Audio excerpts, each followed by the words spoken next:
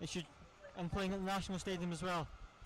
It'll be the biggest stadium played in their lives, and probably the biggest they'll ever play in their lives.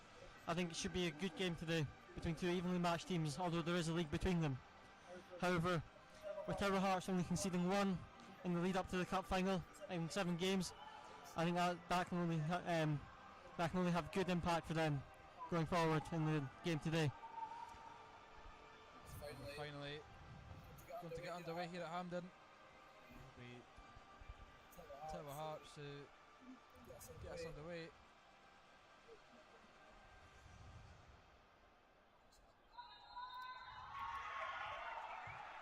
We're underway here at Hampden.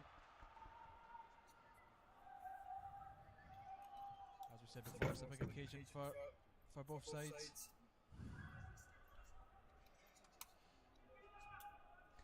I think in this first half, Fallin have to make the most of the fact that Graham Milne will have the sun in his eye.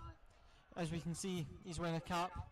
I think Fallin have to make the most of the fact that the sun is in his eye and take plenty of shots into that goal in what will be tough to beat keeper. It's back into Milne, sends it straight for the throw in, early pressure.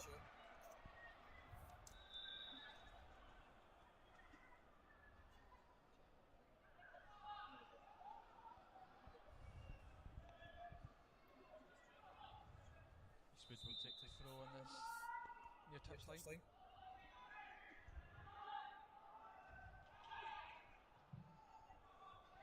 Out of play once again. Another throw in.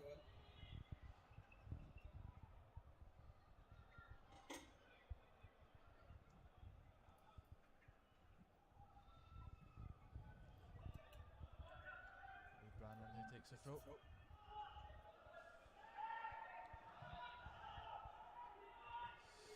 Slowly back to the goalkeeper Watson.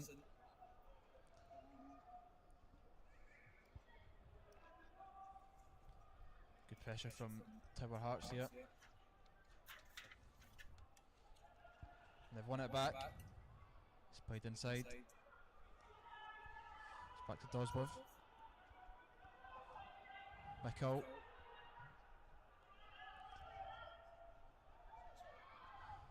It's now with Duncan Wilson. Tries a pass forward. Davidson into the box now, and it's a good interception from McGowan. Could try to produce a break of their own now. Fell there against Tower Hearts. It's certainly not the smallest pitch to play on here at Hampden, is it? No, it's not. It'll be the biggest pitch I've played on. It's a big pitch. I think it'll be interesting to see who has a bigger fitness. There's a cup that certainly needs legs. Play a lot of games in it. Both teams have done well, but I think you will need a lot of sort of running on this pitch. It's a good ball forward and behind. It's now into the box. They've won the corner. First corner of the match. It's a good tackle from the defender there. One he had to get right. If he didn't win the ball, it would have been a clear penalty and possibly a card. But he got it right.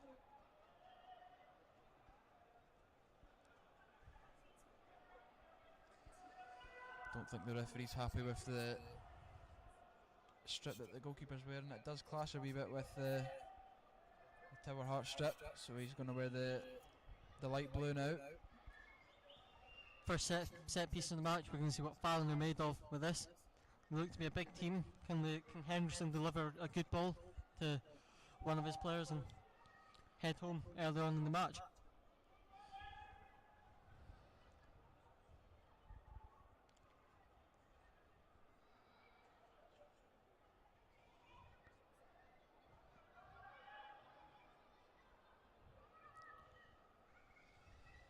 Just waiting for the goalkeeper to get his gloves back on. As the corner will now be swung in. A lot of movement in the box. Swung to the back post, headed clear. Only out to Brown, the captain for Fallin. Headed comfortably back to Milne.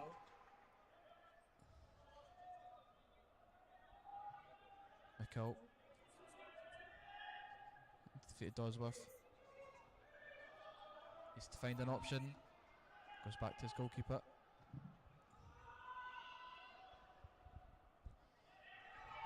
It's an opportunity, but it's intercepted there.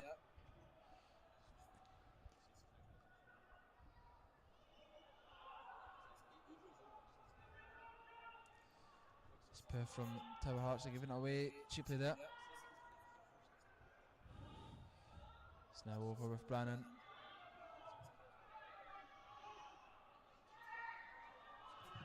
It's a good ball forward from Eastwood. It's now back into Eastwood. They'll attempt the cross. It's a low one. He's found a teammate. It's a shot. Now will gather. It's a good little opportunity there for Fallin. It was, yeah, and I think these early stages have shown that it probably is Fallin that will have the majority of the possession with them being in the Premiership. I think Tower Hearts are set up for that. I think they have a good defence. It'll be interesting to see how the game goes on. I think both teams still trying to find the rhythm.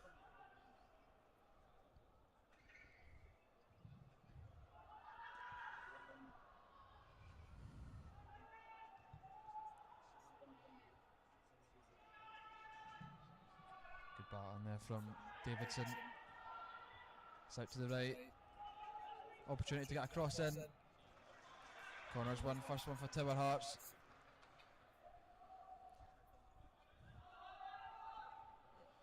Chance to get the bigger players into the box. This will be the first time the Fallin defence have been tested in this match. It'll be interesting to see how they cope with the presence of Tower Hearts players.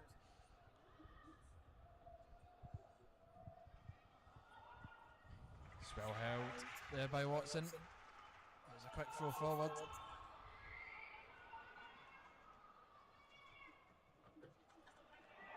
Just a slap on the ball there. As Tower Hearts win it back. It's a ball into the gap, but just too much on it from Brannigan.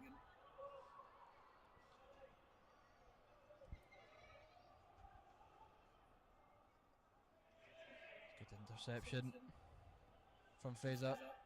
He loses the ball though.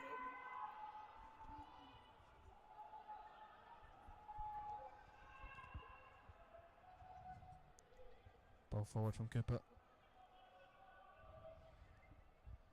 It's played out for a throw by Quinn.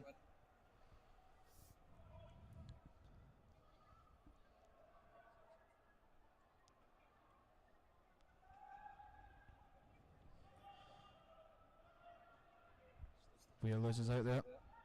It's Barkley. Plays it out to the left from McCall. He's got space to move into.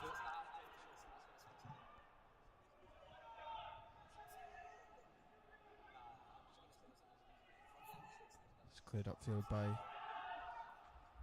defender as it drops for Weir, who sends forward. Opportunity for a break here. It's good strength, but it's also good from Donaghy, but it'll eventually be cleared. Good challenge from McCall. Plays waved on by the referee. What a save from Milne Latters. Milne saves from Eastwood. It's the first shot on target, and it's an excellent opportunity.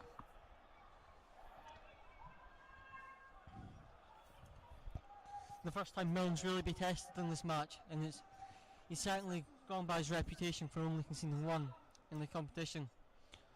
Looks to be a good keeper.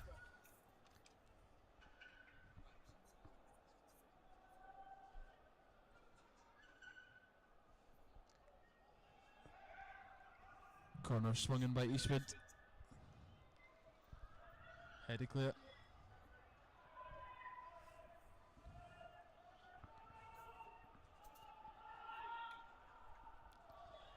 Brannan. Eastwood's passes deflected out of play.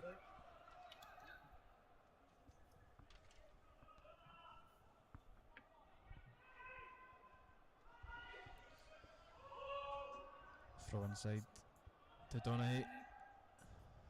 Donaghy with the cross / shot, but Called offside flag was there. up.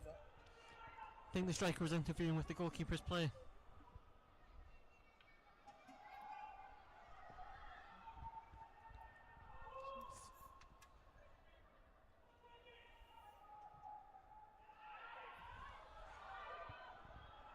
Brannan. Chance for the cross. Offside flag is up. Goalkeeper gathers well though.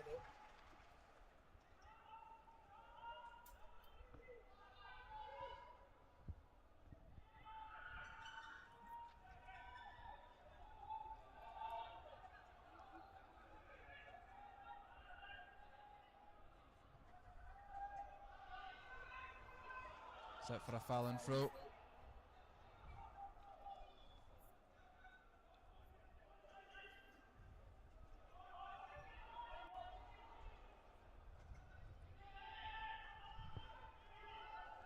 It's back in the Fallin defence. McGowan.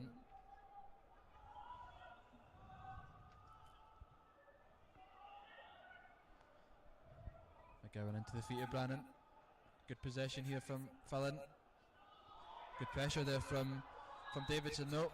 And he's won the corner. Davidson's going to need to do that a lot in this game. Early on it's shown that the Fallin are going to have a lot of the ball. Davidson's going to need to press that back line, make sure that they have less time in it. Otherwise Tower Hearts are going to tire on this big pitch, and that could be detriment to their downfall in this match. However, they got a corner taken quickly. Taking it quickly. Barkley swings it into the back post, and it's onto the roof of the net. It's a good header there. Good chance for Tower Hearts. It was, yeah. Early on, set pieces. Looks like that's going to be where Tower Hearts shall have the best in the match, but it's closer to come to for a goal in this match so far.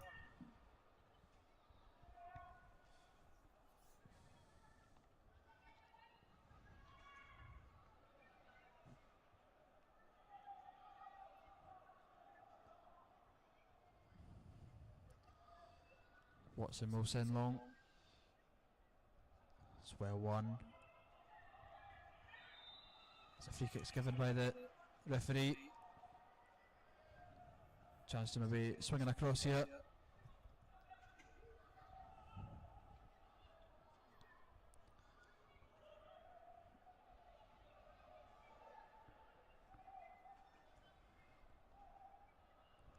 Just over 12 minutes gone here at Hampden Park, and it's still goalless here in the Scottish Amateur Cup final. Could we see the opener here? Shove in the back there. Foul given by the referee. Chance to regroup for Tower Hearts.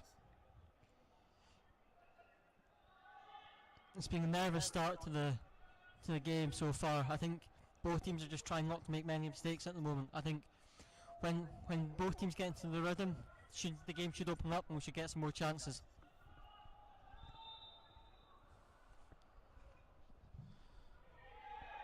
Sent straight out of play by Milne.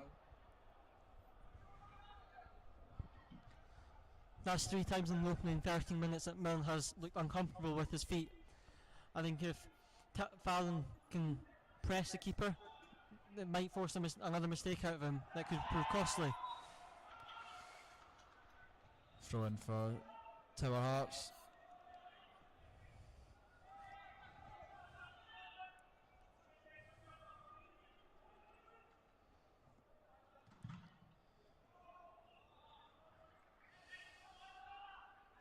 Throw in right on the halfway line. Brannan will take. Throws inside. It's now out for once again a Tower Hearts throw.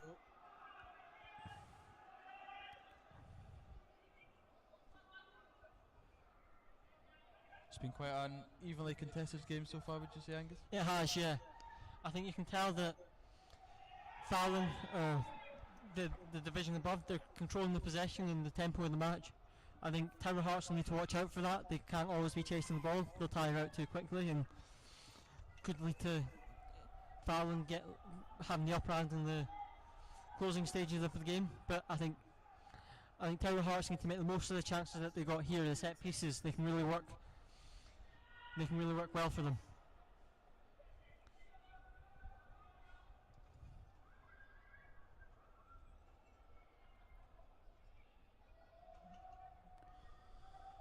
Two players standing over the ball from this free kick, but I think it'll be Dosworth to swing it in. Headed out to the edge of the box. Cleared. Fallin have a chance to break here. Donaghy's managed to break him behind Dosworth. He plays it over. Decent touch in the box. But it's eventually cleared by McCall. A good little opportunity there for Fallin. Couple of penalty shots from the crowd there. I think it was just coming together. I don't think there was much in it. Certainly would have been a soft penalty if you ask, in my opinion. Out for a Tower Hearts throw on this near side.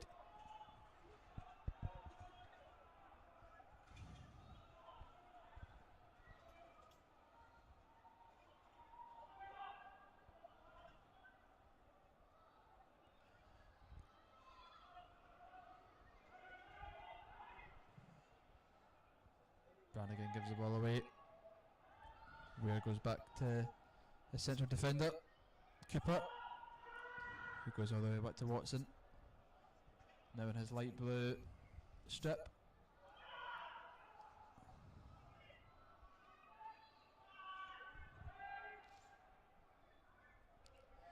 Emery. Eastwood with a cross. It's a header. Oh. It's out for the corner. Good opportunity there for Fallin. That was a good chance there. Striker's got to get it on target in my opinion. 6 yards out. However, well marshalled from the defender. But Fallin have a chance to go in front with this corner.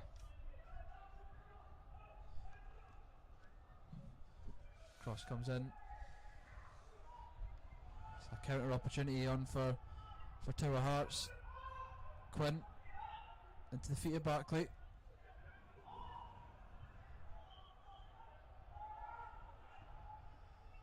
It's into the feet of McCall.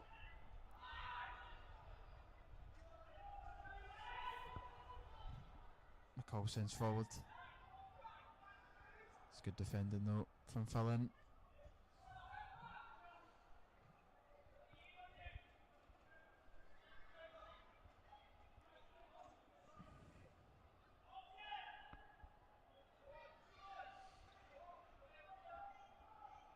Barkley goes all the way back to Mount.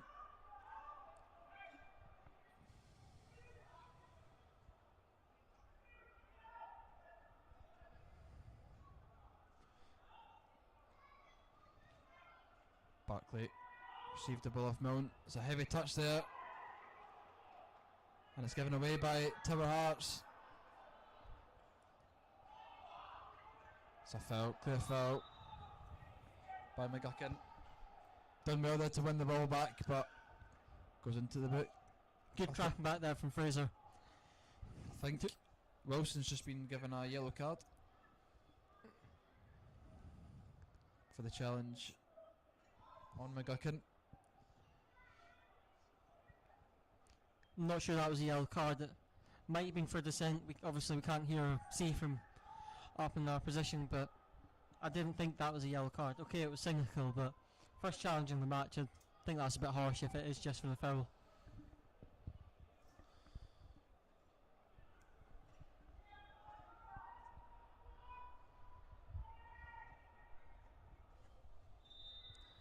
Wilson will take the free kick and looks like he's going to send it long. Does so. It's well won by McGowan.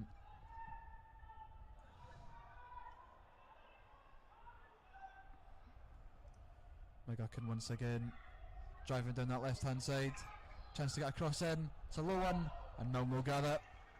Well guarded by Milne. Fallin have a player down, and Milne's just throwing the ball out of play so the player can get treatment.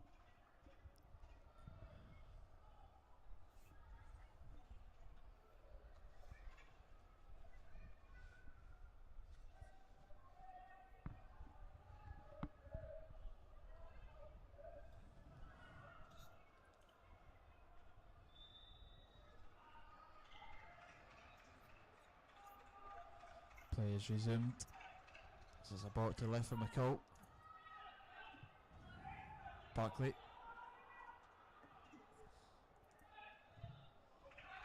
Good block there from Weir.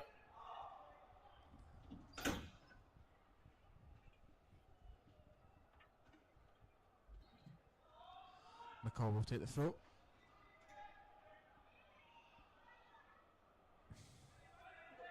It's a throw inside to Davidson. Dosworth gives it away though. It's another chance for a break for Fallin. Spare man on the left. Well defended by Tower Hearts there.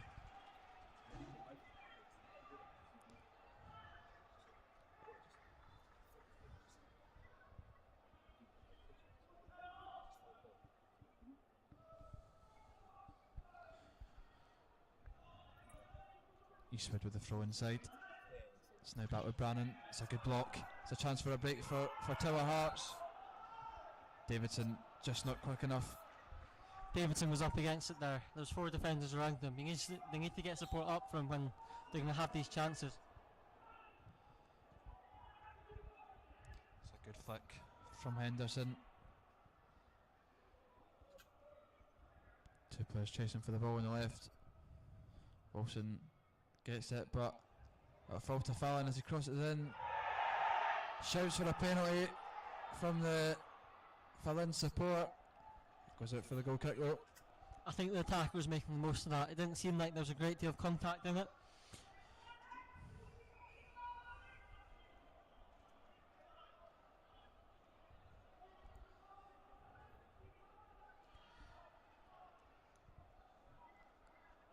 So far, Fallin have been working the transition from midfield to attack very well. They're through the use of flick-ons, they're really managing to get in behind the Tower Hearts defence. If it continues, they might be able to exploit that and get a goal from it. It's well won there.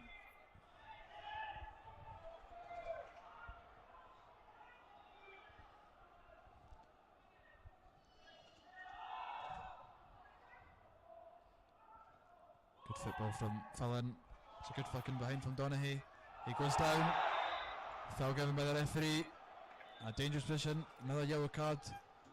Pulled out here from the referee. I believe it was Dosworth who gave away the foul. It wasn't actually it. Yeah, it was a cynical foul. One that you call professional, because Fallin were on the break there. Couldn't have the chance to get through. However, it's lucky for Milne that the sun isn't in his eye anymore. There would be a great chance for Fallin to have a shot at the keeper and test him. Josh Holland who went into the book.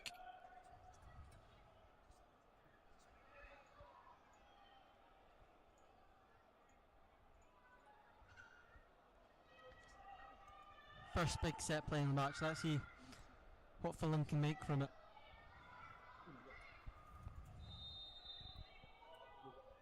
It's a free kick. It's held by Milne. Decent attempt there from Fallin. It's Donaghy that took it. Straight at the keeper. Pretty easy for Milne there.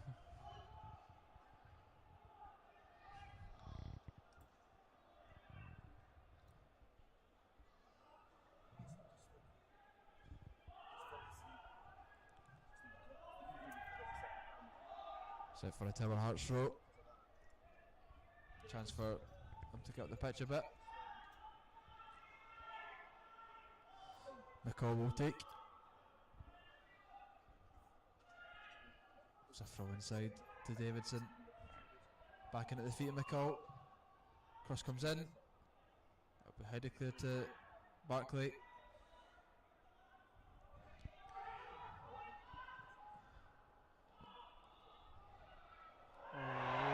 Penalty given by the referee. It was McCall that went down in the box. Well run by Luke McCall there.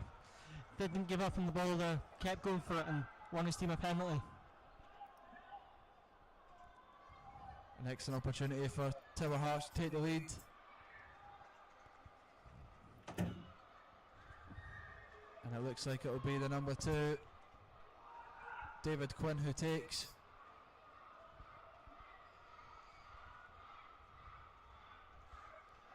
Michael Watson trying to delay the penalty being taken, trying to use delay tactics. We saw it work well in the Championship playoff semi-final when Bamba used them. Will it work for Watson? We'll soon find out. Goalkeeper trying to waste a bit of time here. Maybe try to put the penalty taker off. It will be David Quinn for a chance to put his side ahead. Here at Hampden, it's Quinn, and it's scored! It's a good penalty. Tower Hearts take the lead. David Quinn puts him ahead here at Hampden. Watson guessed the right way, but the power and the height from Quinn was too much for Watson to ask for. The Championship team are ahead in the cup final. 25 minutes gone here at Hampden. Tower Hearts get the breakthrough. Crucial goal. Tower Hearts can now just sit back and absorb the pressure. Only conceding one in the competition in 7 games, and with Quinn conceding not conceding any goals, so they'll look to just do that now. Break up the play. Fallin give it away. Won it back though, it's good feet. It's down the left hand side with Emery. Emery looking for options. It's back to McGuckin.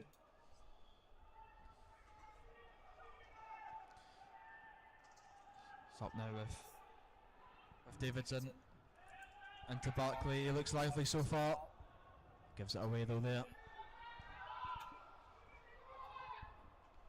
It's back now with Watson.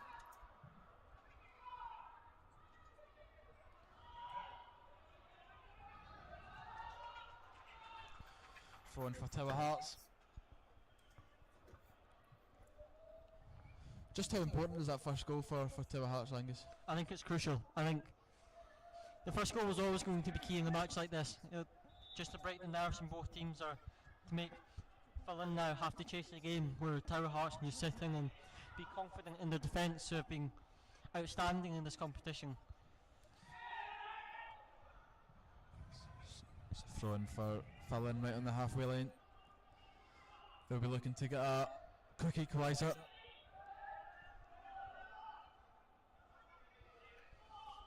Had a few opportunities so far, but nothing to really test Milne as of yet. McGowan with a ball aimed for the left, but goes out of play. Quinn, the goal scorer, will take the penalty.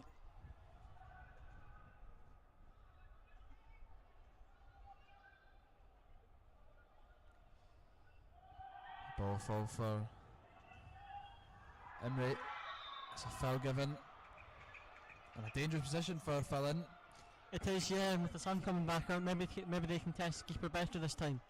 It was a decent foul to give away, and as Fallin were breaking there, both players trying to bring him down. Obviously they did, but it's a decent area to maybe try and work the keeper better than they did from the last set piece.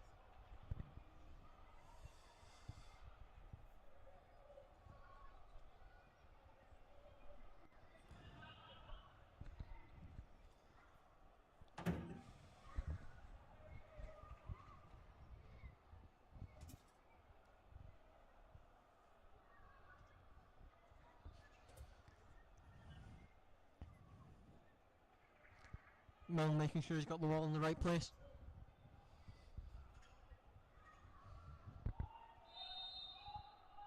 Free kick's taken, and it's a poor one from Emery. Should have done better from that range. He should have, yeah. You've got to at least get in target from that sort of area. However, over the bar. I think that just sums up Fallin's for opening half hour in this match. I think they've not really done enough to test the keeper. McCall sends forward.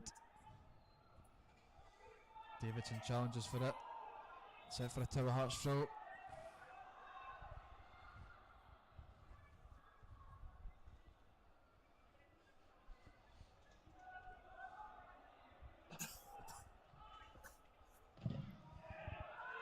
Set for a Fallin throw.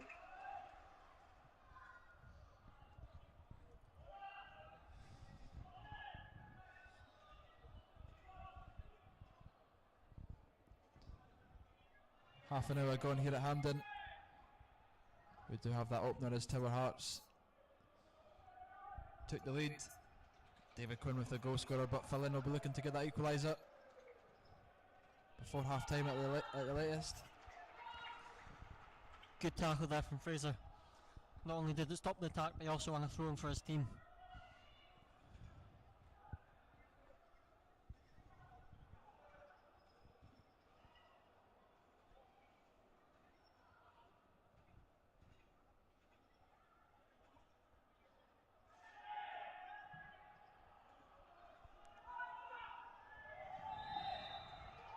Foul given by the referee. Backing into the defender, I think. Yeah. Off the ball there was a bit of a kick there from McCall. He sort of lashed out. He was lucky that the referee didn't see it, otherwise I think he would have been in big trouble.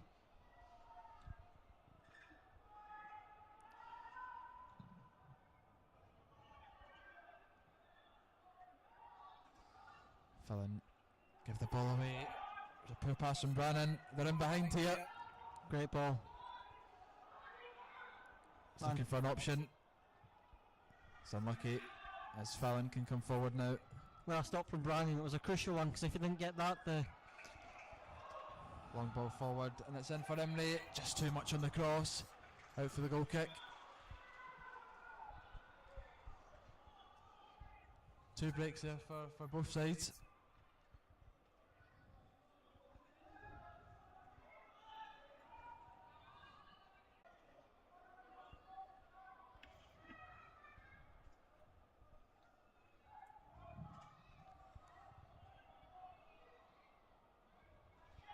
Drop for Davidson.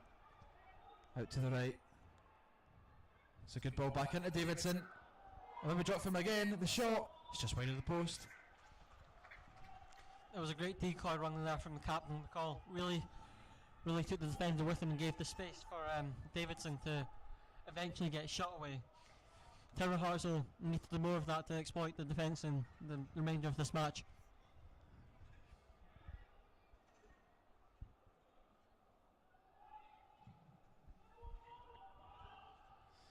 Good header by McCall. It's Brannan now for Fallin. Eastwood wins the throw.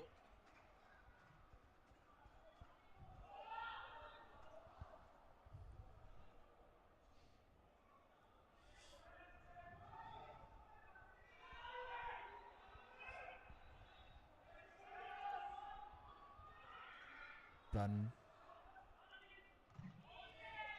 It's well won there by Eastwood. By Brannigan, sorry. It's back with Brannigan. Showing good feet and strength. Tries a cross. And it's a chance here for Tower Hearts. And it's an excellent opportunity that's squandered by Davidson. He should have maybe found the bottom corner with that one, but he'll be kicking himself. You would have put your house on him, at least hitting the target from there. It was an excellent opportunity to double Tower Hearts' lead. It was a great opportunity. May they come back and rue it. Fraser was screaming for the ball, but in that position you don't blame Davidson for having the shot, but got to hit the target there. McCall heads forward.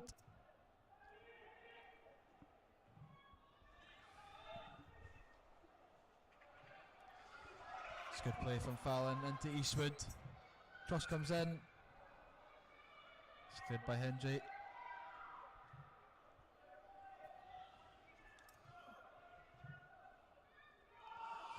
No claim. Gain the ball.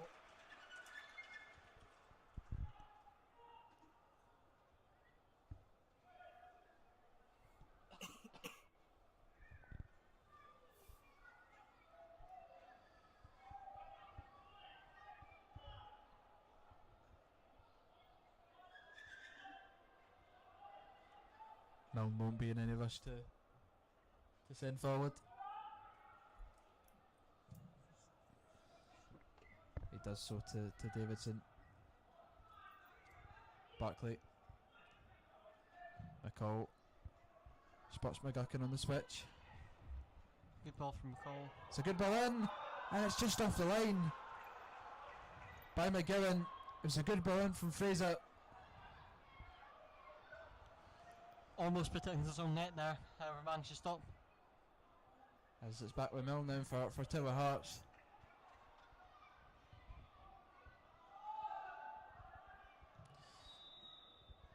Offside given against the Tower Hearts captain.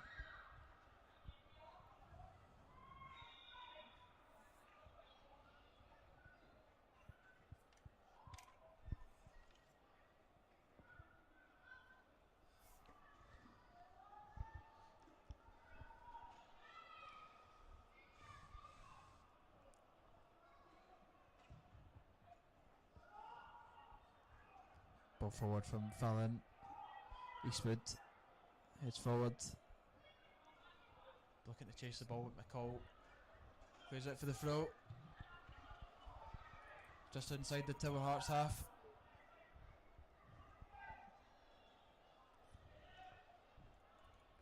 Be Brandon to take.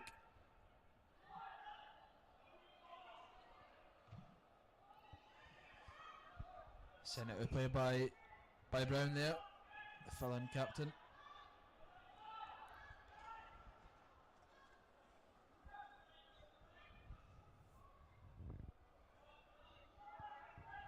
McCall looking for an option.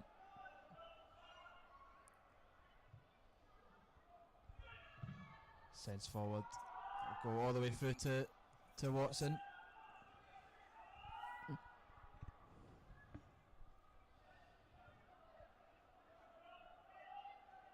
McGowan. It's a good ball forward into McGuckin. McGuckin will be looking to get a cross in. Options in the box. It's cleared out to the edge though. Well defended by Holland there. Henderson with the strike. It's just way to go. Don't mind that from Henderson. Good effort, and it's something that Fallin haven't done enough of in this first half, is try to test the keeper and get shots away. You need to try and do that in the closing stages of the first half and the second half if they're going to try and get back into this match.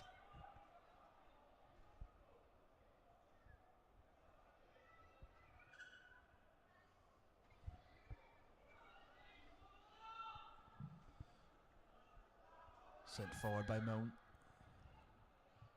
It's chance in behind for Emery here, but Milne will gather just too much in the pass through. He looked onside to me as well, so it would have been interesting to see if he did get in the end of that ball. Whether or not the linesman would have given it offside, but a bit too much in the shot, and comfortable for Milne there.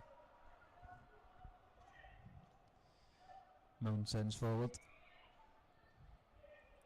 McCall heads into Brannigan. He spotted Fraser on the switch, but it'll now come to Fraser. Options in the middle. So the back post to McCall. It'll go out to Brannigan. Headed clear. And it's out to Dosworth. Hits a strike. Way to go. Yeah, it was well wide of the target there. It was never really going to test the keeper, but when the ball falls like that for you, you always want to take a shot, especially in the National Stadium. Try get your name on the score sheet in the Scottish final and score at the National Stadium, but wasn't to be in that case. However, plenty of time still left. Sent forward by Watson. McGuckin out to the right. Eastwood. It's now with Weir. Closes out. No. Thrown in a dangerous position for Fallin though. Weir just ran out of options there really. Fallin weren't really showing for him, and he just ran out of options eventually. However, cross comes in. I'll drop. It's a turn in the box from Donaghy, but it's eventually cleared. Well defended by Tower Hearts there to not let the striker get the shot away in that position. It's good defending from Tower Hearts on their part.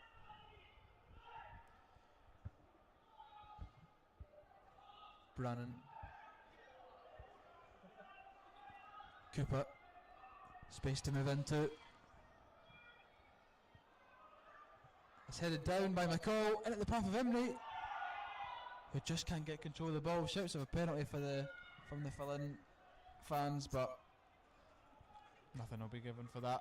Not for me, Logan. There wasn't a great deal of contact in it. I think the attacker was just clutching at straws because he realised he wasn't going to get the ball there, so tried and win the penalty, but the ref wasn't to be fooled.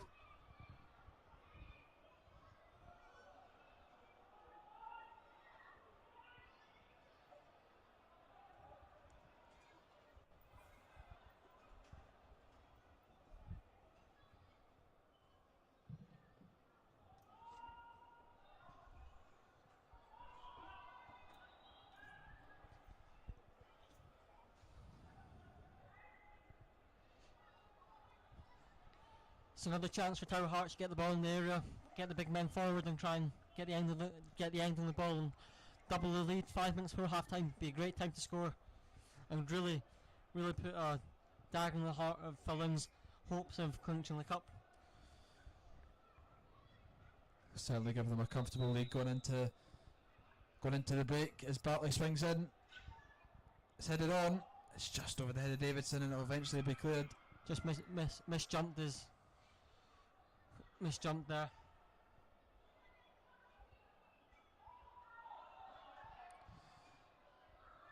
It's forward by Brown, but given away. McCall into Brannigan.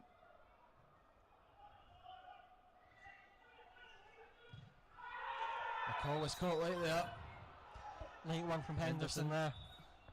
Be interesting to see what the ref does and what the fourth official and linesman think of that.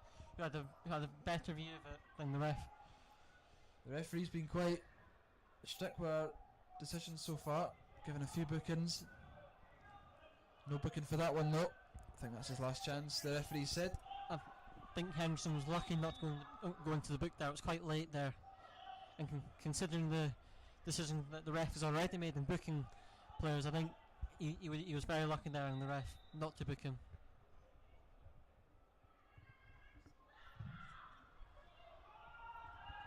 Free kicks straight out for the goal kick. Poor ball from Holland there. Obvious miscommunication from the attacker and the set piece taker. Obviously Holland thought there was going to be a run on there, however there wasn't. They can't let that happen too much in the match, especially being a goal up. They need to stick together and communicate better than what they did there.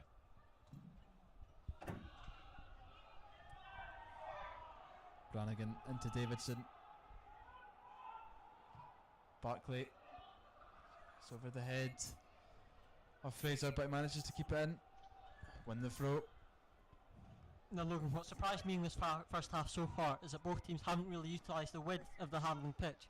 Both teams have played quite narrow and there's been plenty of space out in the width for players to run behind. It'll be interesting to see if any of the managers at half time pick up on that and we see a change, maybe a wider formation for either of the two teams. It's Barclay into the box, back to McCall with a shot. Tower Hearts captain just wide of the post.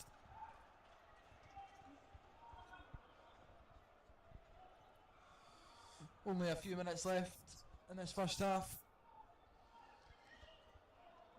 Tower Hearts still have the lead and they'll be looking to get that lead into half time.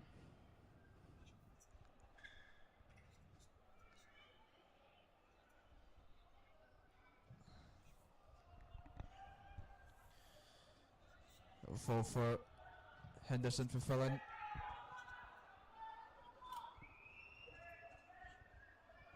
Eastwood. Brannan. It's a ball forward. Donaghy wins the throw. Nice wee bit of build-up play from Fallin there. They need to take that sort of play into the second half and not let it become a scrappy game, because that would definitely suit Tower Hearts more.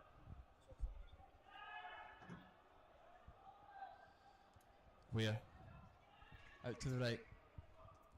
Donaghy looks to get across. It's blocked well by McCall. Davidson with a chance to break here. He's looking for options. Gives away. It's Henderson into the feet of Eastwood.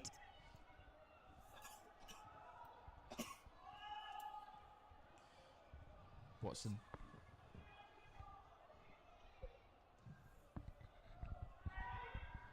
That's a foul. A foul given against the Fallin midfielder.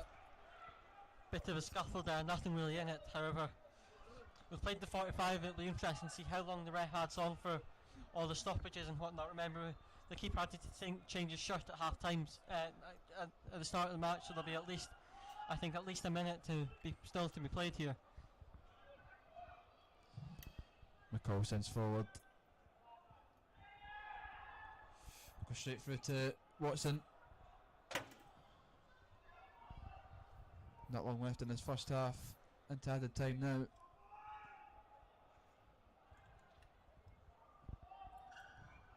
Tower Hearts will be looking to see out the lead, but Quinn, the goal scorer, chance to cross in the box. Will fall to Brannigan. It's back to McCall. Goes down. Foul given. Dangerous position for Tower Hearts.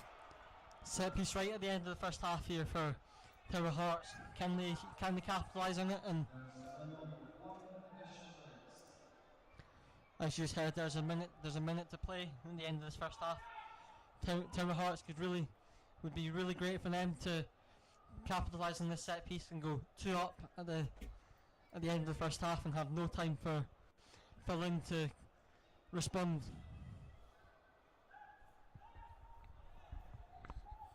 You'd imagine this will be the final chance of the half. It will be Kevin Fraser who lines it up, shoots, and it's off the crossbar. An excellent opportunity to double their lead. And there's a half-time whistle here at Hampden Park. That was an excellent opportunity. He'll be glad to himself. David Quinn's penalty at halfway through the first half gives Tower Hearts the half-time advantage here at Hampden.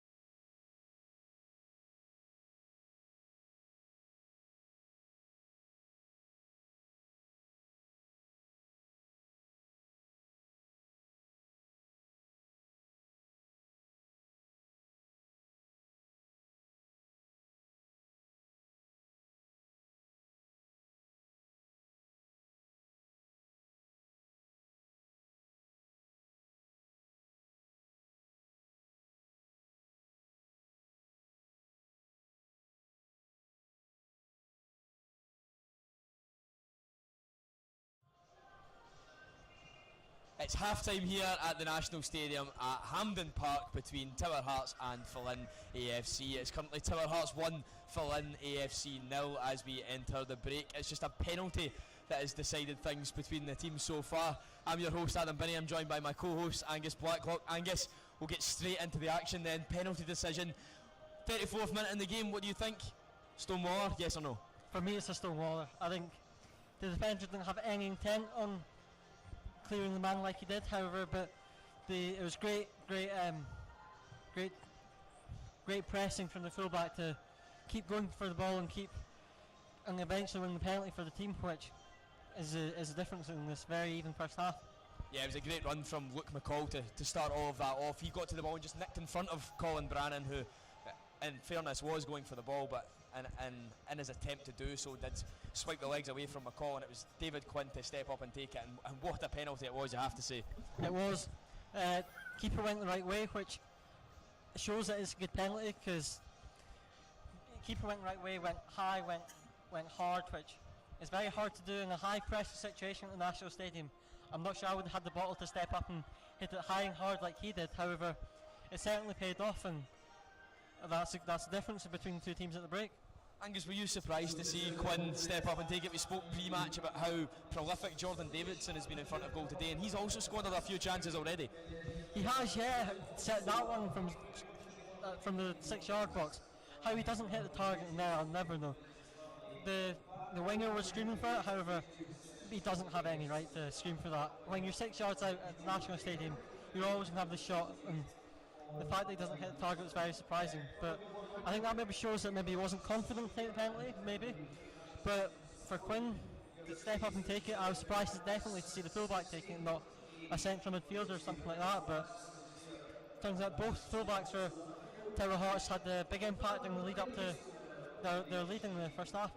To take it was an emphatic finish straight into the top left hand corner. Now you're speaking on it there about the winger screaming for the ball. The same person that we're talking about, Kevin Fraser, shortly after was also screaming for another penalty from a cross ball that seemed to collide with the arm perhaps in a sliding challenge from a Fallin defender. Was it a bit nervous, but now that we've played 45 minutes they should open up, and what they can't let happen in the second half is it become a scrappy game and just let Tower Hearts make it scrappy. They've got to keep the ball and work it well and make Tower Hearts run. That way they'll tire and they might be able to get some good chances towards the end of the second half. But at the end of the first half we did see glimpses of that. I think the manager will be telling them to use the width. We've not seen a lot of that in the first half. I think they'll need to do that in the second half to capitalise on those chances. Yeah, you just touched on it there about the use of width. It's a massive pitch here at the National Stadium. You would be hoping that both sides were making the most of that, especially if Fallin. I would like to talk to you, Angus, about their shape. It seems like they've went for a 5-3-2 formation with a very obvious back five, but also their deepest lying midfielder, Ali Brown, the captain, who does a great job at what he does, is getting dragged very deep by the person playing in the number 10 for Tower Hearts. It's sometimes almost a back six. What do you think they should change to try and get themselves further up the pitch and gain more territory in the final third? Maybe they might not want to change now that they're a goal up. Having only conceded one in the whole competition, they'd be able to. I think they'd back themselves to continue that record and maybe not concede again. However, the captain, he's been very influential and he's seeing a lot of the ball. But you're right, he's been getting dragged deep. He's got to stick in his position because there's quite often there's been a big gap in that midfield, and Fallin might utilise that in the second half better than they have in the first. So they just need to step up and be brave, I think. But for them, they'll want to make it scrappy. They'll want to make it a very physical affair. Now that they've got that goal, they can sit back and not relax, but they can sit back and be confident. But it's all to play for in the second half still. But I think I do fancy Tower Hearts to see the game out and maybe even get another. Because Fallin, they're playing a high line. They're playing a very high line, this very big pitch, and if the two strikers for Tower Hearts can get in behind, there's plenty of space. We've seen it plenty of times in this pitch. Recently, in this season, Martin Boyle got a hat-trick against Rangers, running the lines. If Tower Hearts can do that in the second half, there'll definitely be chances for more goals, I think.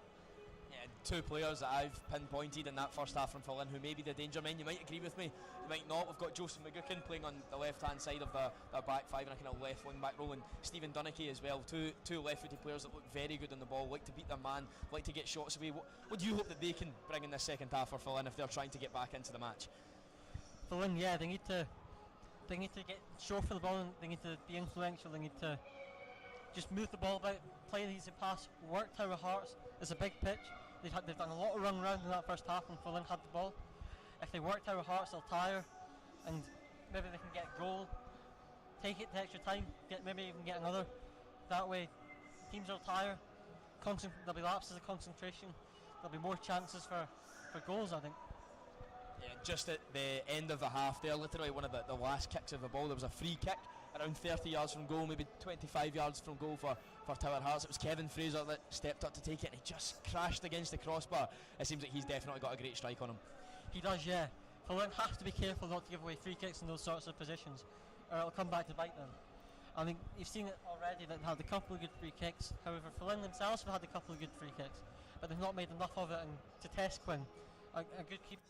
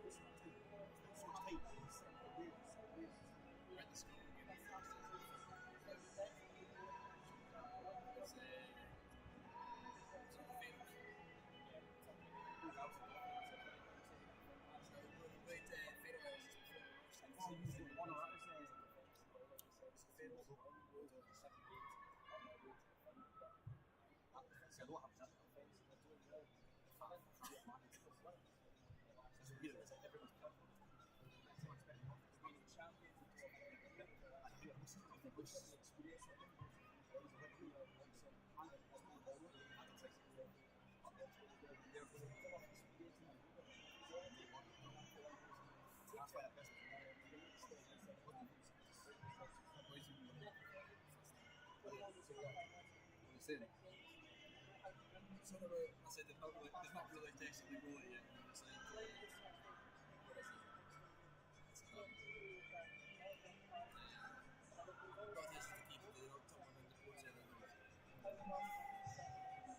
people, I guess, like, used to that, but people just, I just feel bad, I don't know what used to that. I feel bad that when I bring you on, people, I did for a player once, so my first match, I did for Kappa, first time. Like, suddenly, there was the handbook, it's a bit for Gallifrey, there was the handbook in the sense that they weren't there on top. You thought they were on top, and then the boyfriend, my manager was like, my boss was just like, so that was just give it to me.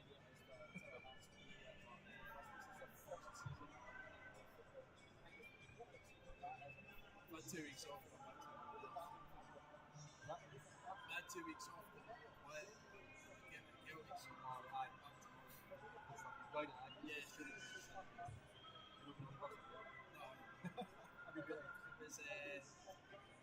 It's really busy marching and time and stuff. But now it's quite nice to come back to the course. yeah. Even running the club shop, by itself stressful. Really? Because we were trying to get stock in for the Champions Day, and there just wasn't the came in on the Saturday morning. So I was like, oh, Jesus.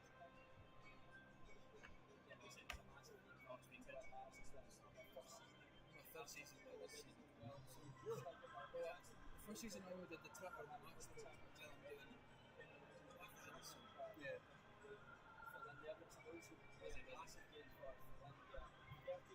Chris over there, you've been a manager and could be deciding what to do. Your manager? Well, Kevin Thompson can find forever jobs under the sun. So I thought it was great for some of the money wise that it was completely different. But he's obviously got his academy as well. And he's not really wanting to, he's either wanting to stop that or get money to cover what the expenses for that. So they're great for him and give him money for that. Yeah. We shall see. I think he's applied for so far this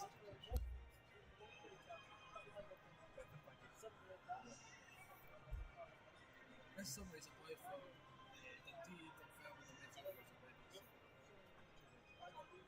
So 3 jobs already this summer. I spoke to him last week to be fair, and I did an interview with him for like a post-season thing. I asked him before, I was like, how much do I talk about next year? He was like, just sit and work. I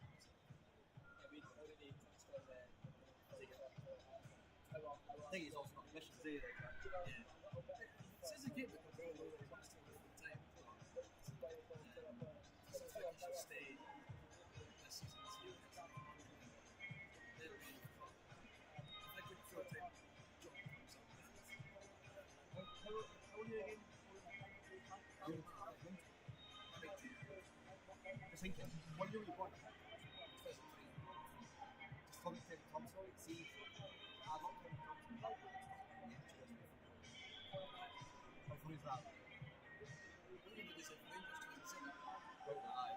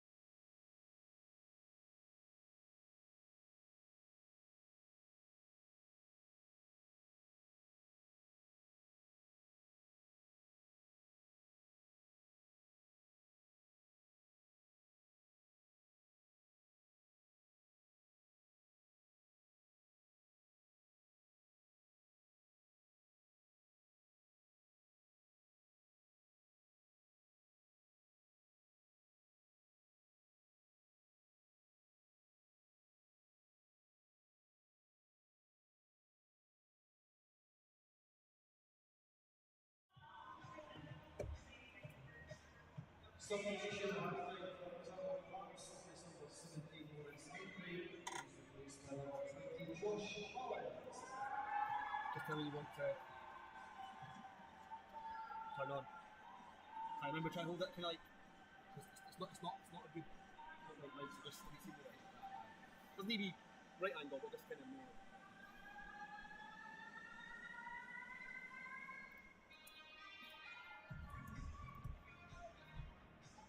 See that guy with the sheep? Don't say what the sheep. The guy that just came in with the sheep. Like, it's called Paul.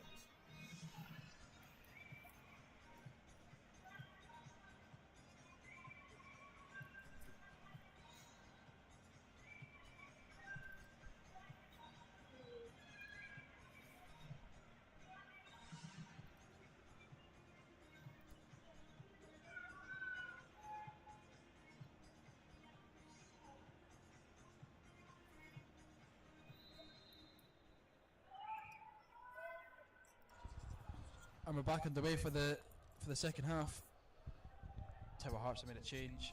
Hendry going off. Collins coming on.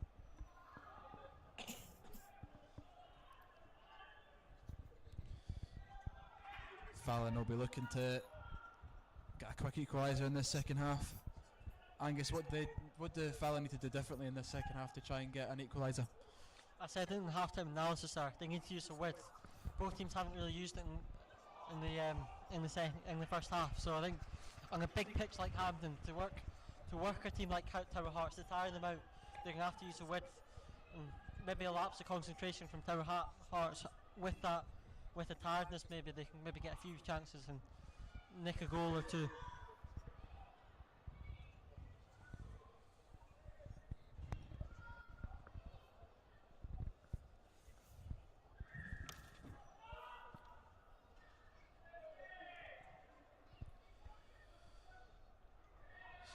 Got one by Quinn there as it drops for Barkley.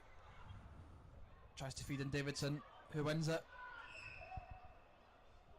Fallon won it back though. Sent forward to McGuckin. Good feet from McGuckin. Driving forward. Gets past Wilson. Into the box now. Bright from McGuckin. It's a chance here. It's a shot. It's a save by Milne. And he'll eventually grasp it. It's a good opportunity for Fallon early on. It was almost a perfect start to the second half from Fallin there, but again, Milne showing just how good of a keeper he is with the save there. But Fallin will need to do more of that in the second half and keep the ball on the ground to get a goal back and equalise in this match.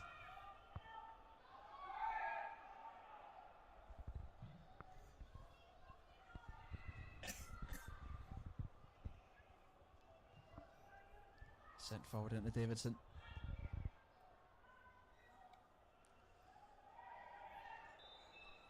Set for a Fallin throw.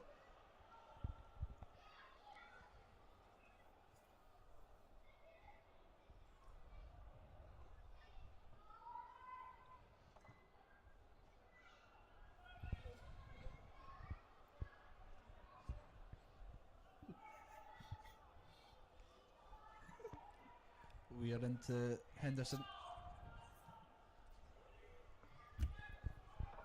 Quinn gives it away to McGuckin, who created that opportunity there.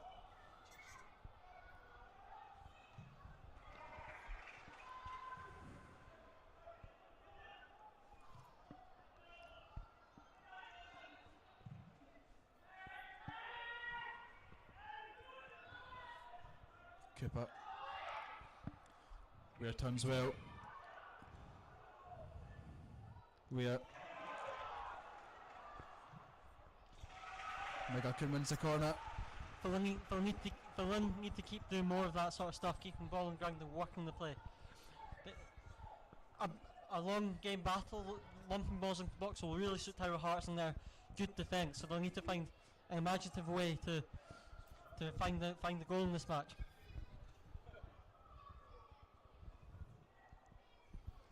Corner to be taken by Henderson. Henderson whips it in. It's a header.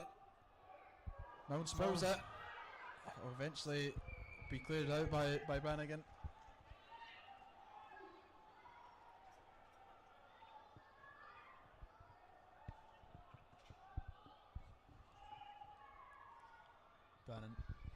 Brannigan on the ball. It's back to Watson. Cooper. McGuckin. Good ball from McQuicken. And it's in for Donaghy. And it's a well blocked block from the defender there. Tower Hearts in the early stage of the second half showing that they're up for the relentless challenge that they'll face from Fallin in the second half to get a goal and to draw level in the final. It's across in the box for Donaghy, and it's an equaliser for Fallin. An excellent header from Stephen Donaghy, and it's a crucial goal for Fallin. It's a dream start for Fallin in the second half. It's a great header. It was always going to take something big to score past Milne, and it has. A good header from Doherty there, but yeah, it's a dream start to the second half from Fallin. Momentum's with them now. Can they go get a second? Can they go in front in this match even? We'll soon find out.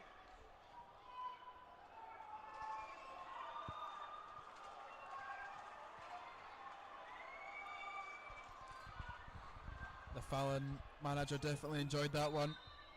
Manager's egging on the crowd there. How much of an importance will the crowd have in the second half? We'll soon find out.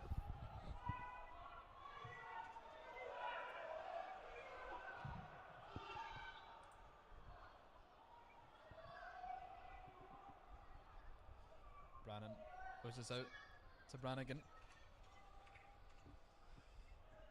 Barkley. Goes out for a Fallin throw.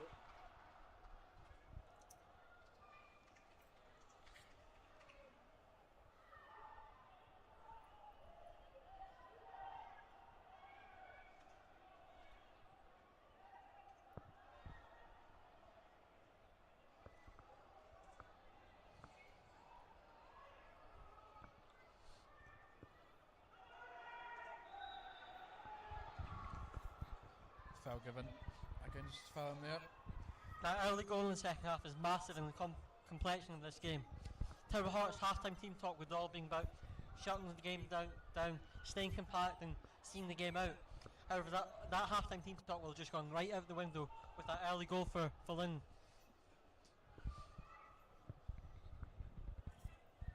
Momentum's now for Fallin. I think Tower Hearts just need to stay compact for the next 5 minutes and make sure that they ride this wave of Fallin attacks and regroup and reset and try and go for a winner.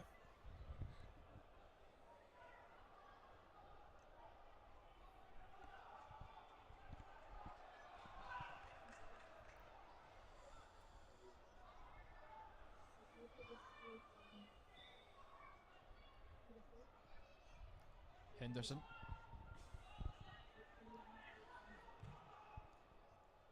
Sent forward. Emery. Out for the goal kick.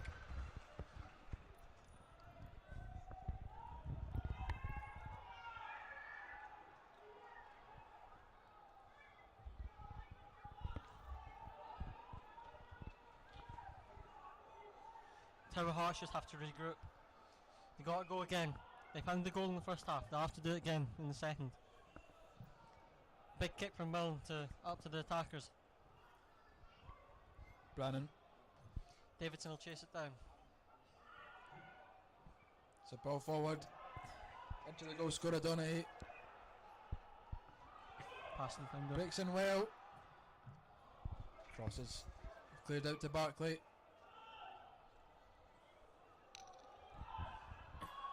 Gives it away. McGuckin. It's a strike lined up. It's defected. Milne will gather though just before Eastwood can nip in there. Already Fallin are showing good signs in the first half, in the second half. They're doing a lot more of what they did right in the first half and the second. The goals paid dividends to that, and it's clear that they've got the upper hand in this match after that goal.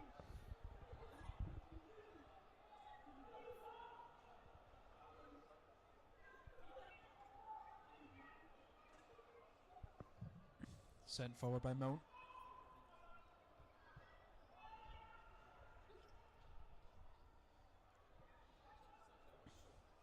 Dosworth wins the corner.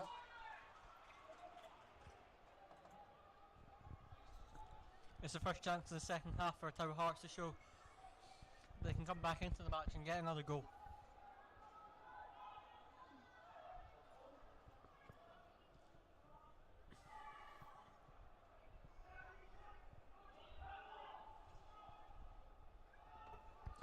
Fraser will take. There will be Tower Hearts a swing in. Foul given by the referee.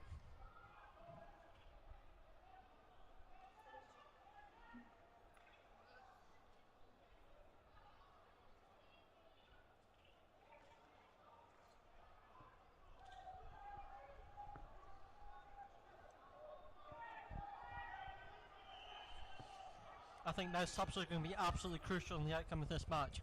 Fresh legs in this big pitch will play a big impact, and fresh legs against tired legs, I think that only goes one way in matches like this, especially in cup finals. But who's going to have the right impact, and who's going to change first? We've obviously seen a substitute from Fallin so far, but will there be more?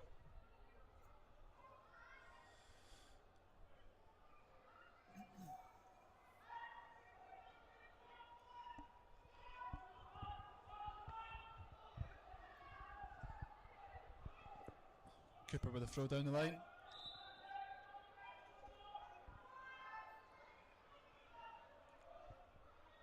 Cooper will take once again.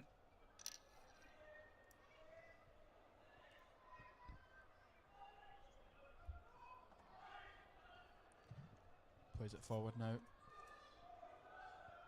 Wins a header inside. Nearly dropped for Henderson. Captain Brown sends it forward. There's McCall. Get rid to Fraser, who had that late free kick in the first half, which hit the crossbar. Set for a Tower Hearts throw.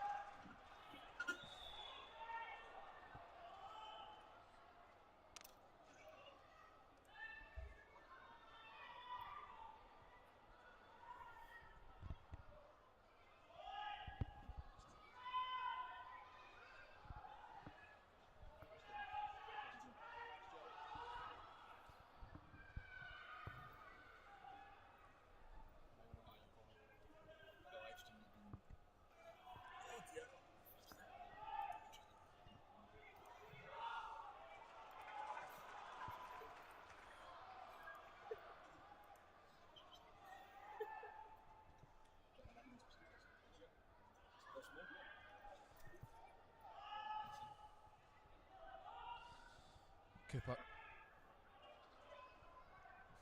Brown. Emery just slips over the ball.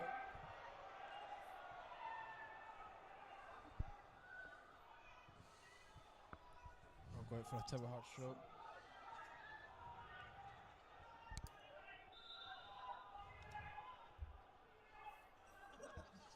Tower Hearts just need to stop this Fallin wave of attacks. You just need a break and play to swing the momentum in their favour. Because for the first 12 minutes in the second half, it's been all Fallin. It's a perfect start that they would have wanted in the second half. And now I think they've banked themselves with the experience of playing in the big games to go on and maybe even get a second and seal the match.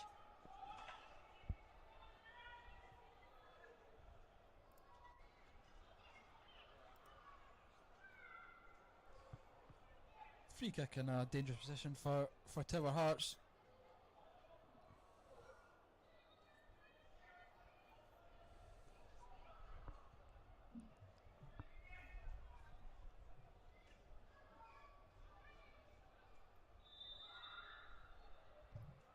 Swung in.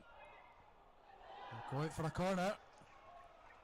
Watson did commit to that, but Great ball by Barkley, that. One that puts that doubt in the keeper. Does he come, does he not? It always works in the attacker's favour. In this case, they managed to get a corner out of it. But Tower Hearts will need to utilise these set pieces because in the opening of the second half they've not shown much in open play that'll suggest that they'll go on and find a winner in this match. swung in. Front post cleared by Emery. Poor cross. You always want the corner to beat the first man. They're going to have better deliveries to test the keeper and defence.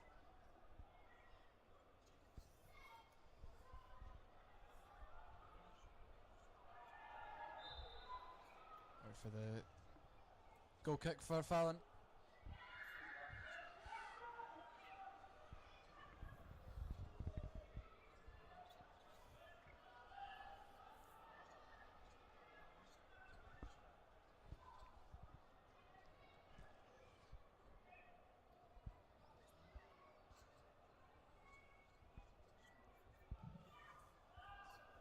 Sent forward by Watson.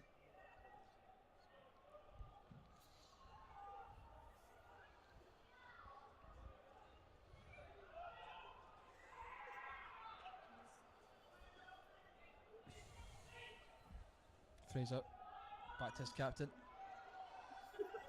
Barkley just manages to play it back to his defender.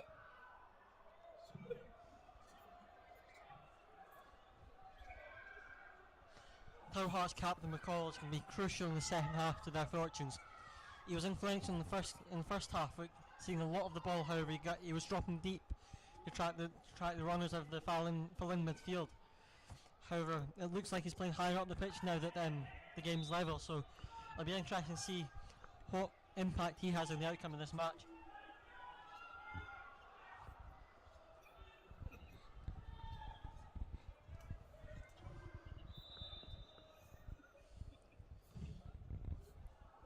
Quinn, the goal scorer for Tower Hearts, sends forward.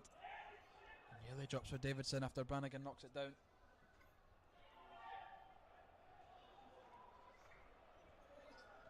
Eastwood sends it long for Donaghy, the goal scorer for Fallin. It might drop for him, but Milman just gets there ahead of him. That was a risky play from the defender. He went down trying to win a free kick. He was lucky that the keeper was there to stop it. But you take the risk as a defender if you go down that you can't get back up. But often referees are scared that it is a foul, so they always give the leniency to the defender in those situations. Stoppage in play here as Donaghy goes down.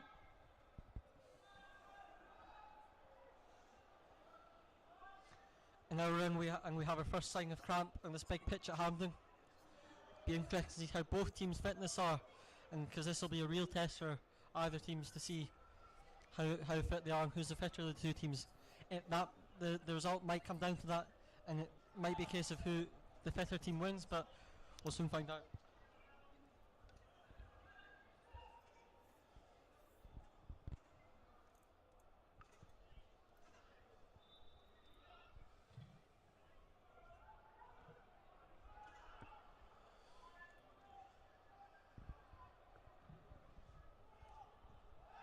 Just over an hour played. Here at Hampden, we're still level after Donaghy's equaliser early in the first half.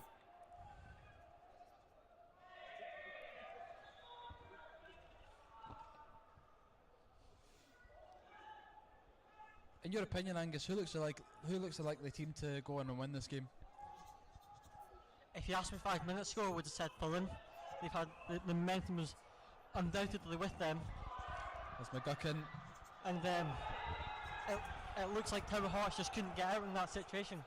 However, they've had a couple of set pieces in the last 5 or 10 minutes, and they've managed to grow themselves back into this game. I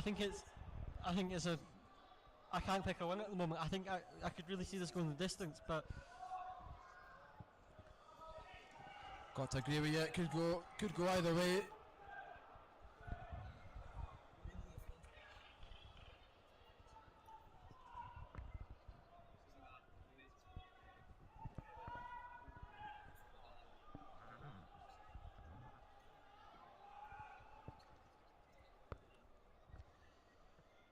Milne to take the free kick.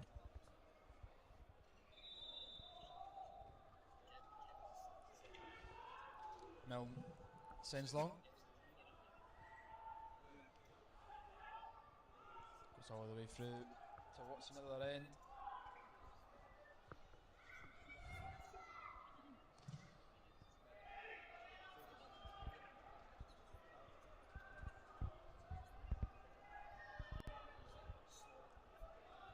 Throw in from Wilson all the way back to Milne. Pressure from Emery. Brilliant pressure. Fallin look up for it. Certainly Emery does. That sort of pressure from attackers from both teams will be crucial in this sort of game. To work the defence and make them take quick passes and not have time to think, force a mistake from them. That could be a decider in this match. Between two very even teams. McCall sends forward.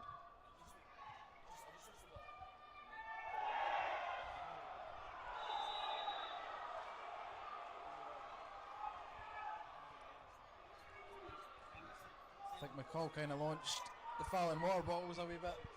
There's been a bit of afters between the Tower Hearts players and the Fallin coaching staff. I think one of the players chucked all the water bottles away in sort of frustration. Lots of tired players out there, and sort of maybe losing their heads in some sort of way. They can't let that happen to them, either teams. There's lots of players carrying yellows in this match, as the referee showed so far. She's not afraid to make a big decision. She's not afraid to send someone off, and both teams have to be careful and wary of that.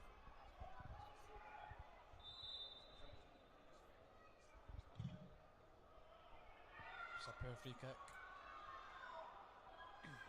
As Henderson picks it up.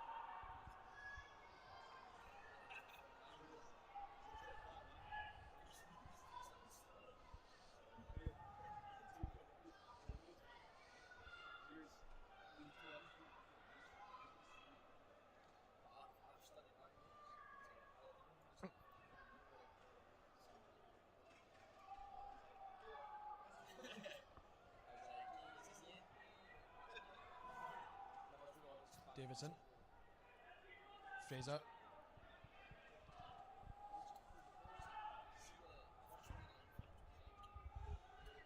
We've just seen a run there from Quinn, who's currently on the ball. Full-backs in this match can be absolutely crucial in providing that width in this game to find the space for teams. Free kick given.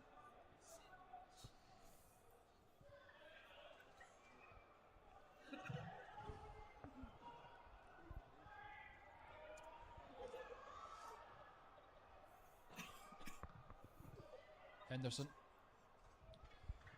Dorsworth. It's cleared eventually by Wilson.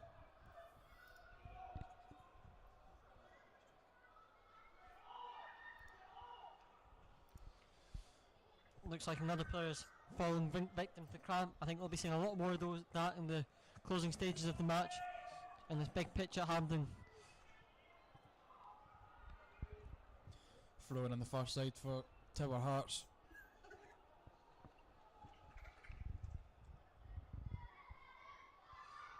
Fall to Davidson, into Barkley.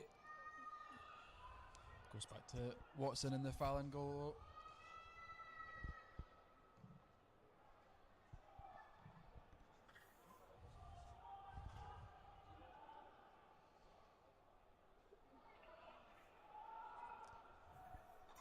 Good play there from Brannigan to keep a hold and retain possession, although he's lost it now. Brannan. Fallin have the chance to break. It's into Cooper. It's a strong challenge on McGuckin there. Oh, there's a kick there from McCuckin. I think the ref is going to have a word at least with the players. It was Quinn going in on McGuckin there. There was a bit of afters. I think Logan, we're seeing a lot of tired bodies and a lot of tired heads. Players can't be losing their heads in this big game. It can be crucial to the outcome in this match if a team goes down to 10 men. But some of the crowd certainly aren't happy with the referee's decision there, and I tend to agree. I think that was at least a booking from the player there. Looks like Andrew Mockin will be coming on for Fallin.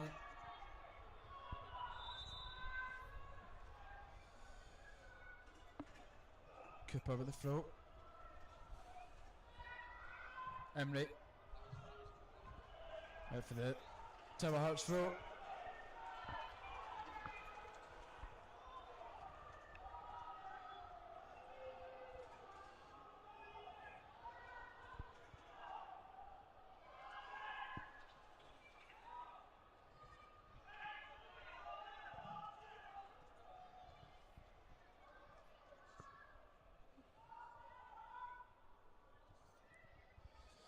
It'll be David Quinn to take. Andrew Mockin is going to come on for Fallin.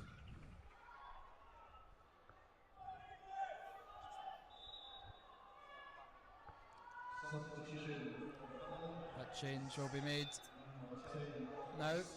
Bit of confusion there. Eastwood going off in replacement of Mockin.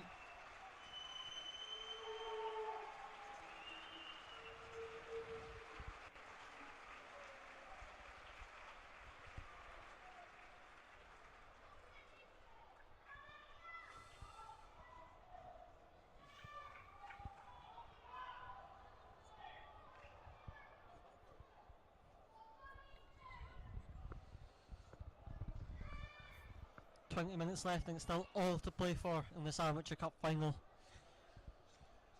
Got a set piece here for Tower Hearts. What can they make of it? It'll be Quinn to take once again. Maybe it wasn't a set piece. I think he thought it was a throw-in, free kick rather than a throw-in. Barkley. Good feet from Barkley. Pass is given away though, as Brown can drive forward. Goes back to Henderson, into Brannan. He's got substitute Mockin ahead of him. Mockin back into the right back, Brannan. McGowan. Back in the Fallin defence now. It's into McGuckin. Cross comes in. It's over the bar. Good play there. Good play there from Fallin, trying getting behind the Tower Hearts defence. They're a tough team to break down, but as we've already seen, if you can get in behind them, you'll get chances. And that's how the Fallin goal came in the start of the first half.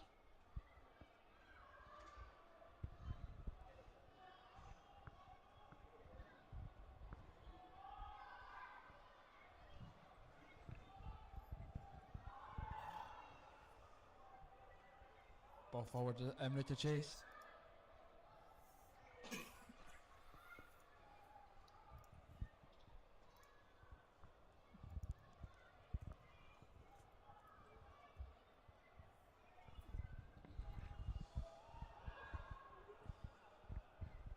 Henderson back to Brannan. Gives it away. As Tower Hearts can now launch a counter. Barkley. Fraser. Loads of space to move into for Dosworth there.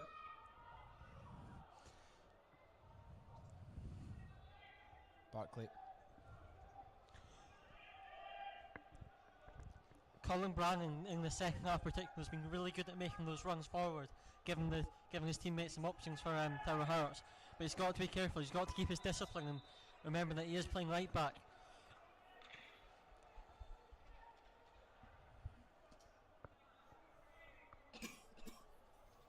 Double substitution now for Tower Hearts.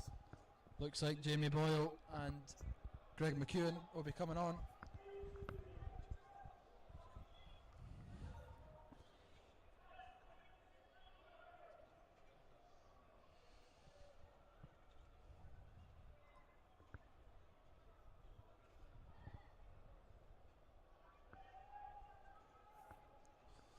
Another set piece here for Tower Hearts.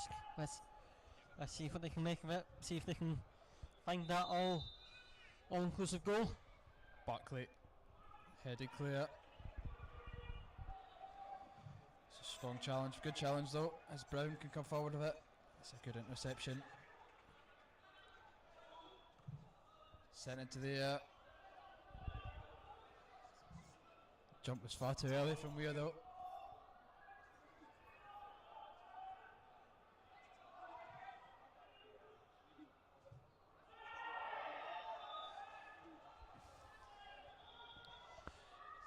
Cooper caught Dosworth late, and it obviously looked a sore one for Dosworth. Tower Hearts are now making that double change. John Davidson going off.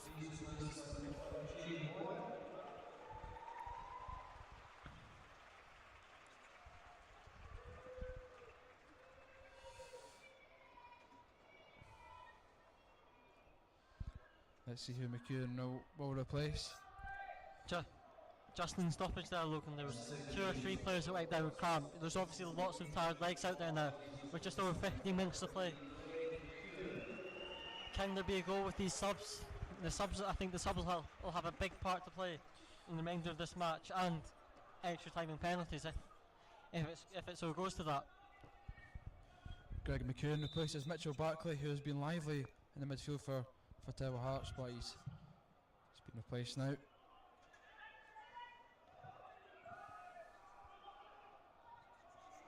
As now Donaghy tries to beat forward, but it's sent into the stand by McCall.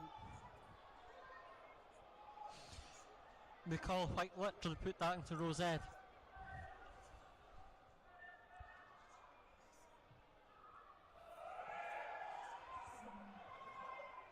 So now with Kappa, it's a ball inside, into the box now. Corner given. Goal kick given, sorry. I thought that was a... I think McCall's lucky there. I think he had the hold of his shirt, and I think he's lucky that the byline was there to... Byline was his friend on that occasion. He had the hold of his shirt and he dived in. He was quite rash there, but I think there wasn't enough contact for this to be a penalty, but he's got to be careful.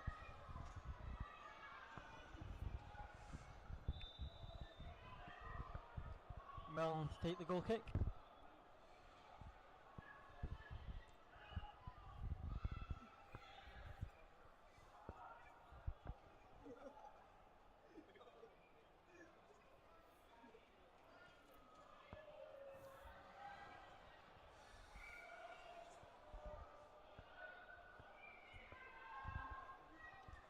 At the moment, every stoppage, someone's going down with some sort of injury or cramp. But it's really slowing down the momentum of the game at the moment. It's really difficult to see who this suits at this current stage. I think it suits Tower Hearts a wee bit more with the fact that Fallin are trying to gather that momentum. But it's clear to see that the big pitch at Hampden is having a big effect on some of these players. However, it's a chance for the managers to get some of the players over and give them some much needed instructions as we head into the final stages of this match. In this very even match, it's still all to play for.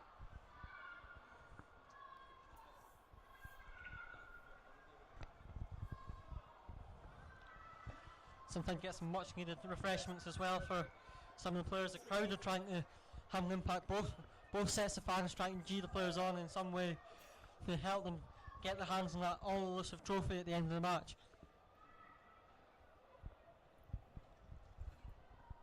There's going to be a fair amount of stoppage time at the end of this match, so there's still probably at least 15 minutes to play. However, 12 minutes left of the 90 and lots of players just taking time to get some much needed fluids on board and help them spur on and see the final stage of this 90 out.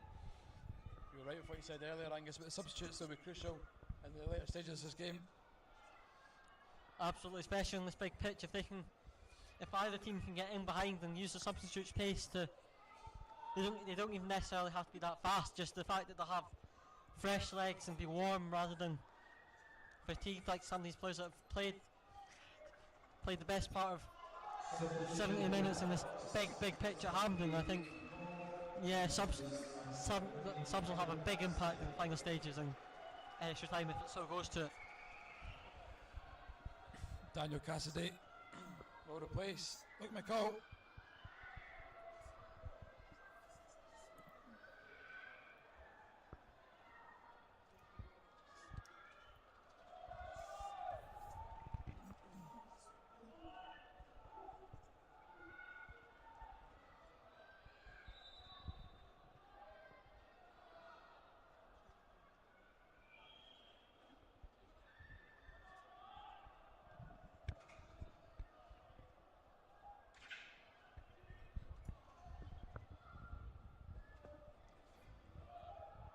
McEwen plays the 1-2, drives forward now.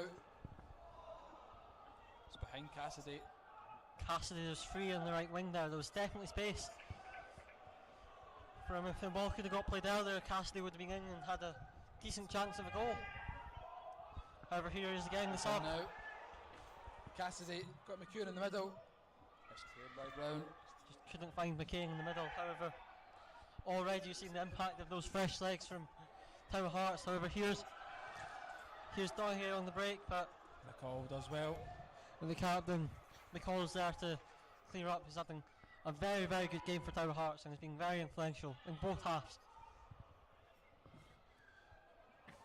Brown into Malkin. We're over for Emery. The cross is in. It will fall for Emery again. Into Malkin. And it's eventually gathered by Milne. The Tower Hearts defence there, they just switched off. They were expecting the free kick to fall their way, and they stopped them wait for the ref's whistle. That's the number one rule in football, is to play to the referee's whistle. And Tower Hearts didn't do that on that occasion. It almost cost them in what would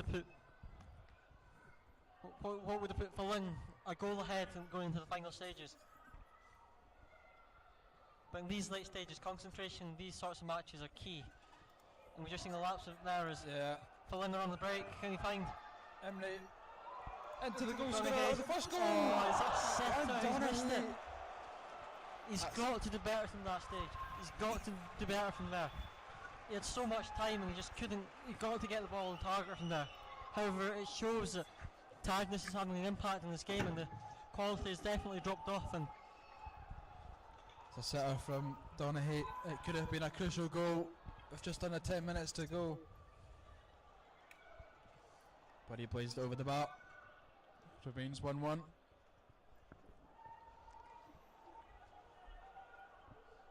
again, there's a few people trying to stretch their legs and try and see out the 90, but definitely a lot of tired legs out there now. And you can see why, because they put in a real shift. Both sets of players put in a real shift in the 80 minutes that we've played on this massive pitch, and they put on a great spectacle.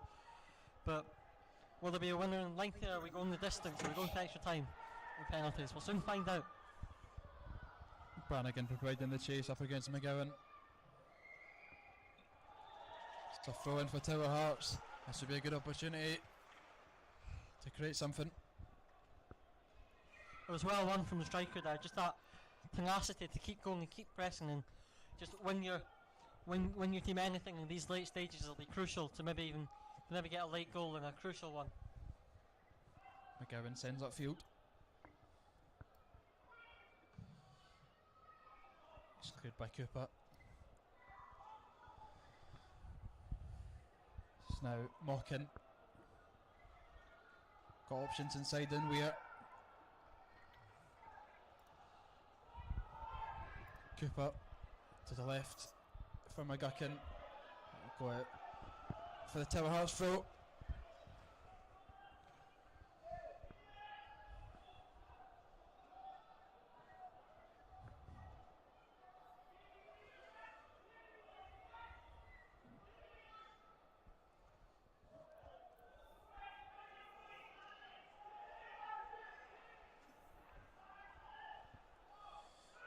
Quinn, the goal scorer for Tower Hearts, will take.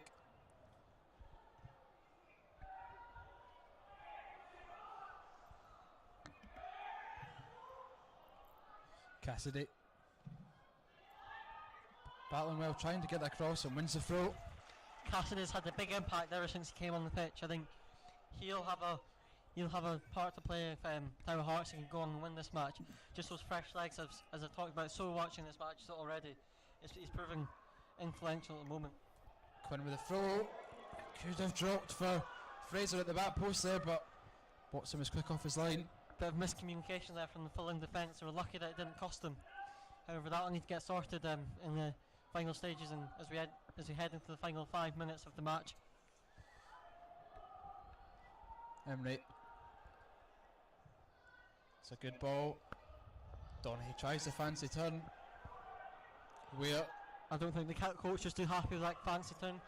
I think he wanted just a simple turn. He was clean through and goal, but here's another chance as Henderson has a strike, but it's deflected and it's an easy pickings from Milne there.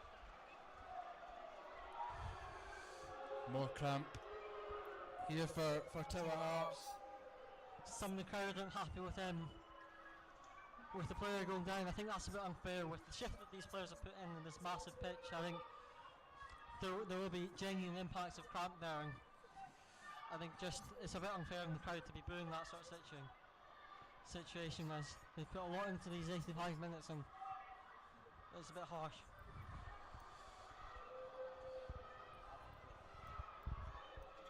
But there's going to be a fair amount of stoppage time added with all these stoppages. There could be a fair amount of stoppage time added, that's for sure.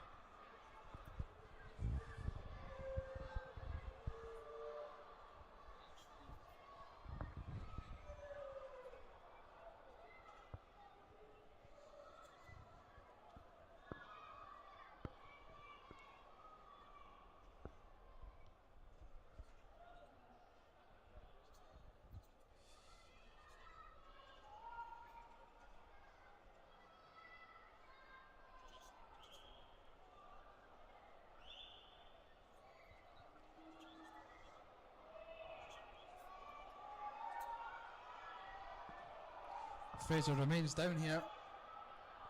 He was back on his feet, but it looks like he is struggling.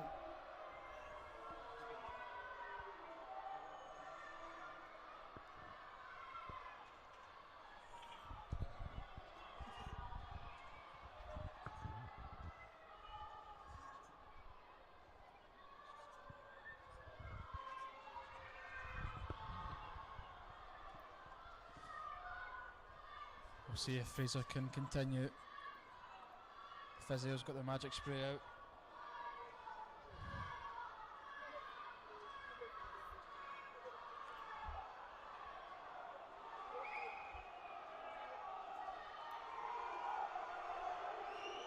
A lot of burn from the... Lots of boos there, but he maybe took too long with his time, but you can understand these situations from the players that they put so much into this match, and obviously there's lots of cramp about at the moment.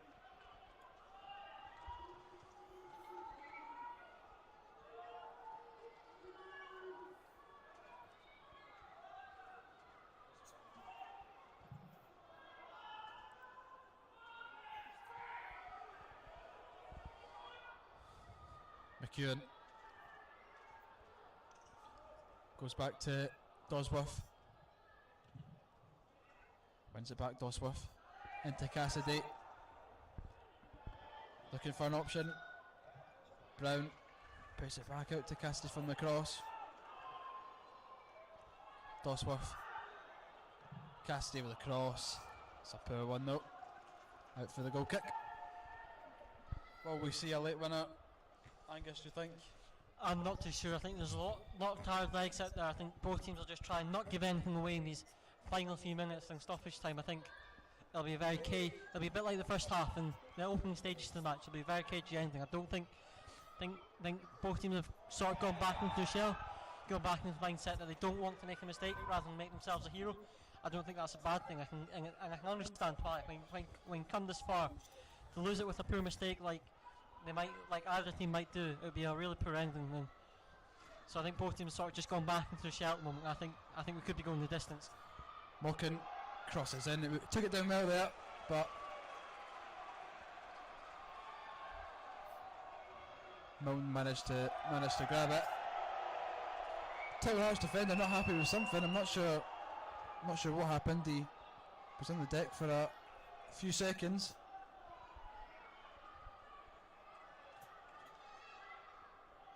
One minute left of normal time, but there will be a substantial amount of added time. Yeah, I'd be surprised if there wasn't at least 5 minutes. And as you say, there's definitely going to be a substantial amount of injured time here. But again, I don't see a late winner.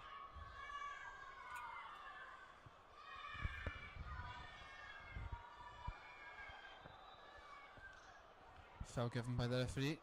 There's just no rhythm to the game at all at the moment. It just seems like every stoppage there's either an injury or a team's time wasting. It's just so difficult for either team to get any sort of rhythm going at the moment. But they will be tiring it with the big pitch and cup final at stake. There is massive stakes obviously with the trophy on the line, but as you said, there's no teams absolutely looking likely. You also have to remember that lots of these players on the pitch at the moment will have done a shift at work today as well. It's something you don't think about in professional football. So you have to take that into account, that it's not just the game that's made them tired. There might be. That's 5 minutes added on, confirmed by the fourth official. 5 minutes for one side to get a winner.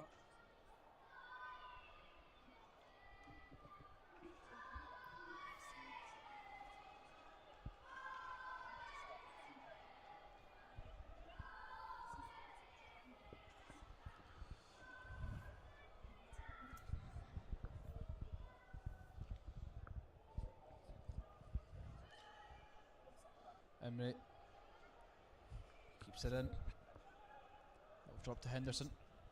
Into Weir. Good feet from Weir. Emery back into Weir. Can he get a cross in? It's blocked. Out for the throw in. Throw in for Fallin in these late stages of the match. It's a chance for one of these attacking players to make themselves a hero for the club for the rest of their history. Weir wins the corner. This could be a great chance for Fallin. It's a chance to get the big men forward and test the defence of Tower Hearts, who've done ever so well. However, there's more players down with cramp, and that's been the theme of the last 15 minutes of the match. It's just been stop start with lots of players going down with cramp, and it's understandable, really.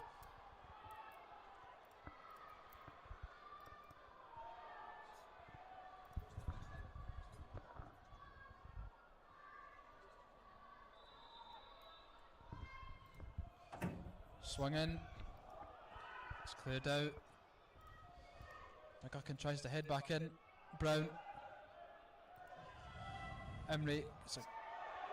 Falls a good challenge from Quinn. Emery tries to knock it past McCall, but Milton will gather. Set up the goal kick.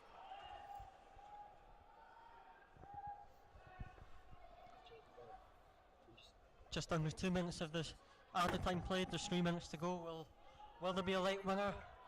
Will we be heading the distance? I think it'll be the latter in my opinion, but there's still time for a late goal and to make. Henderson's ball nearly found Donaghy in behind there. It's going to take something like that. It's going to take a gamble in these late stages to make that thankless run in behind. When you're that tired, just make that run in behind, and maybe you might end up 1-on-1 with the keeper and end up sorting home. It's going to take a gamble like that, and the question is, are these players willing to take that gamble in these late stages? Weir tries to knock it past. As Mockin, who's looked lively since coming on, Henderson out to the, tries to put it to the left at least. Well intercepted there, and that's one back by McGuckin as well, one back. McGuckin, who's been impressive this second half. It's a good fight from Tower Hearts.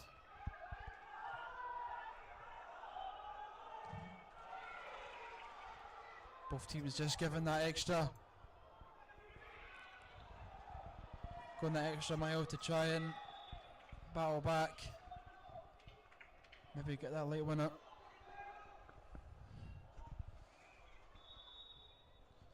Referee not happy about something.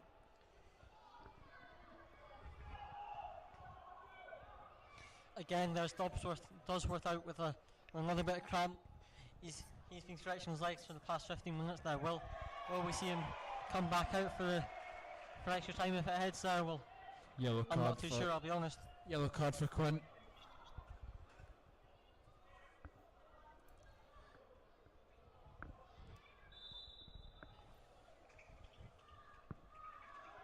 Throw in. Kappa sends forward, flicked on by Emery. It'll fall for Emery. Into the box now. McCall's got a hold of him, and it's a strike, and it's blocked just wide of the Fantastic post. block. It is a fantastic block there. Body's on the line there as McGuckin strikes, blocked out for a corner. That is as good as a goal at the other end. It is a fantastic block to keep Tower Hearts level in this match with just a minute left on the clock of stoppages. However, they still have to defend the corner. They've done ever so well to defend in this match, but will they hold on? Swung in. It's out to the edge of the box. It's a brilliant block once again. Brennan will send it back in. It's headed clear. As Quinn. Now Tower Hearts up the other end. It's Dodsworth's ball will be gathered by Watson. As that's nearly time up. All eyes on the referee. There we go. There we go. Full time. There'll be another half hour to endure for these players in this big pitch of Hampden. How will they hold up? Stay tuned for extra time on the channel.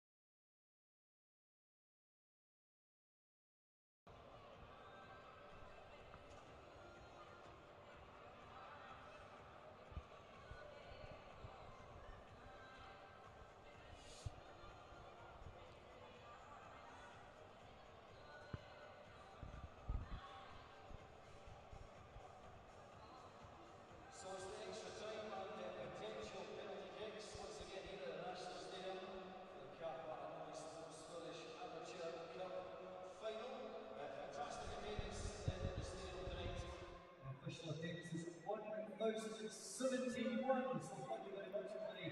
And I'm told there's at least a number watching online on YouTube. So we have our friends and family who are not yet tuned in. Let them know it's extra time here at the National Stadium. And they can watch here on the official Scottish Amateur Football Association YouTube channel. So get Jason and your pals, get them tuned in on YouTube if you want here to watch extra time to see if your team can take the Scottish Amateur Football Association Cup 2022.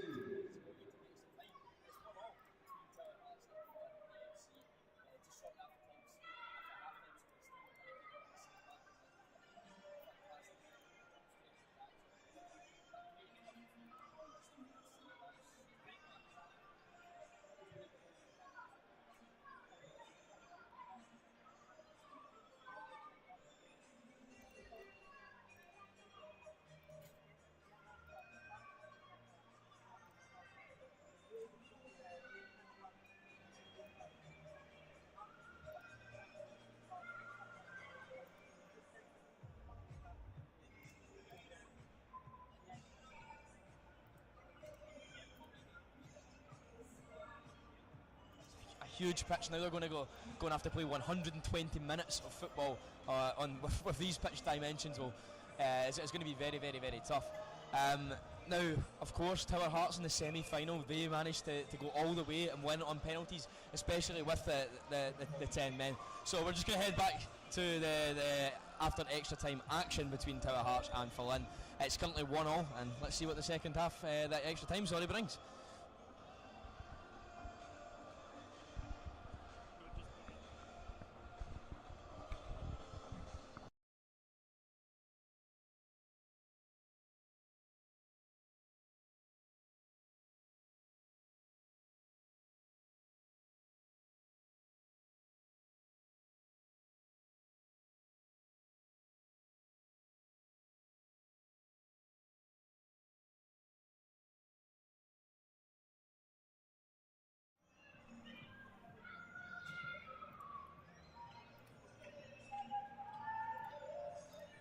We'll get them all set up in the mix.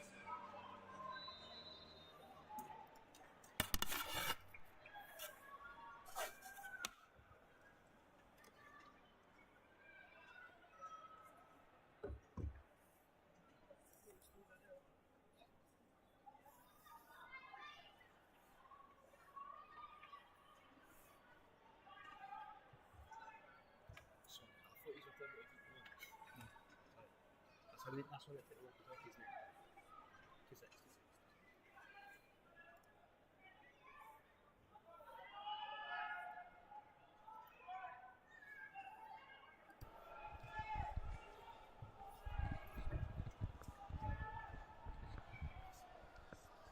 And we're back underway here in extra time. It's an early chance for Tower Hearts.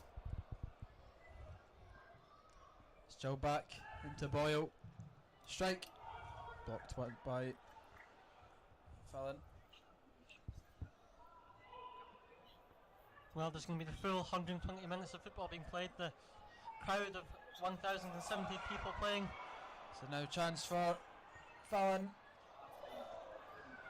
It's cleared by Tower Hearts. Well defended there by Tower Hearts, but as I was saying, the crowd of 1,070 people are going to get their money's worth tonight, as they'll see a full 2 hours worth of football, and maybe even more if it goes the distance to penalties. But again, there's just more and more players going down with cramp. I think that's definitely going to be the theme of this extra time. Just it'll be very stop-start with both teams have very tired legs, but can any team find a winner and make themselves a hero for the club for forevermore?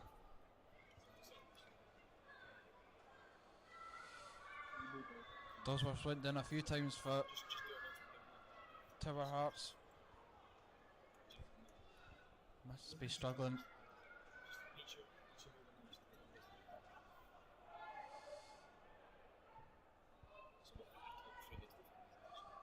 Tower Hearts can come forward themselves. Goal scorer Quinn tries to get past a few of the midfielders. It's flicked on by Quinn. Sent forward for Imre to chase. I imagine Wilson will try see it out and does so. I said it in the second half there, but that sort of run from the striker, from Emery, to do that thankless task, to make that run that nobody else wants to make, to maybe win a corner or win a throw high up and get your team forward. That's going to be crucial in this extra time in the outcome of this match, if there is going to be a winner. Start writing questions like that.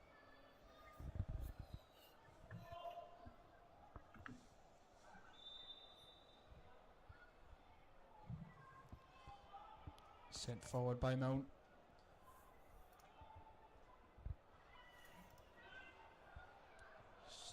Unlucky from Boyle there. Henderson. Mockin sends forward. It's good battling from Donaghey.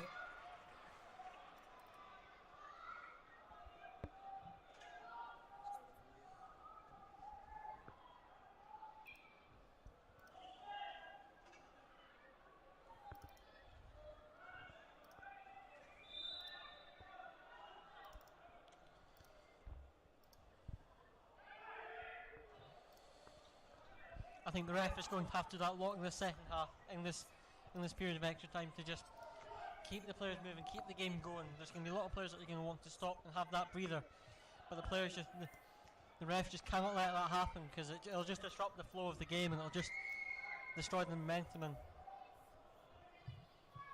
it's a strike from Boyle.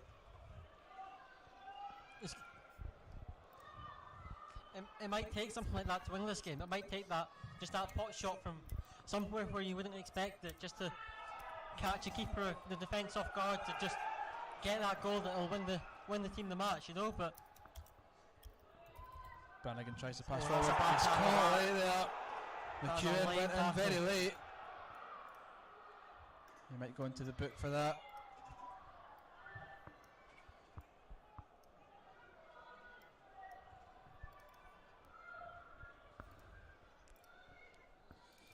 that's got to be at least now half a dozen players in bookings, and with tired minds, that you've got to be careful as a team to not get caught up and sort of forget that you're on a yellow card and make a silly mistake to take your team down to 10 men. The players are tired enough as it is. To have a man less would just be of detriment to the team, and just tire the team out even more than they already are.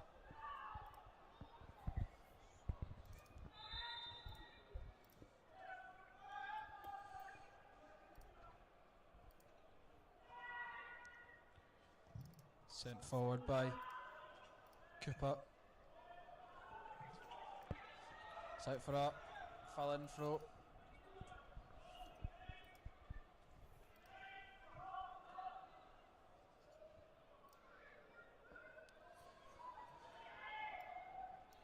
Weir. Brannan.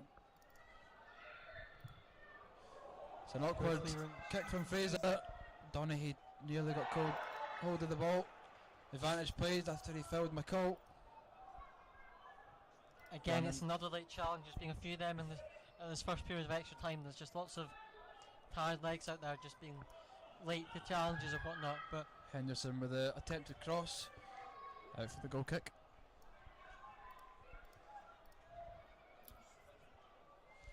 now McCall's gone down with what looks like is either cramp or maybe a muscle injury, but it's cramp. He's gone down a cramp. Again, there's just a few players stretching the legs at the start of extra time, just showing how tired they all are. And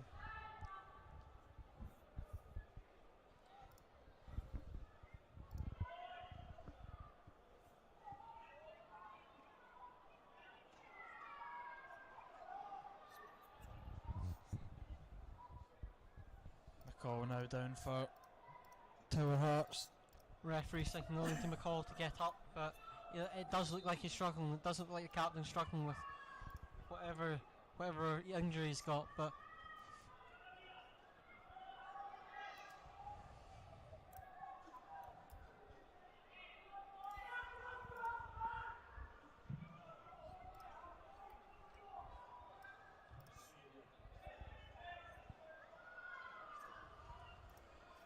Brannigan. Good return tries to there keep from it in. good return from Brannigan, who gets a crossing. And Cassie just slips at the crucial moment, however he's back to his feet and Quinn wins the corner well. a chance for Tower Hearts to get the big men forward. Can they tower up and get ahead in this match in extra time? And what could prove to be a crucial goal for the club.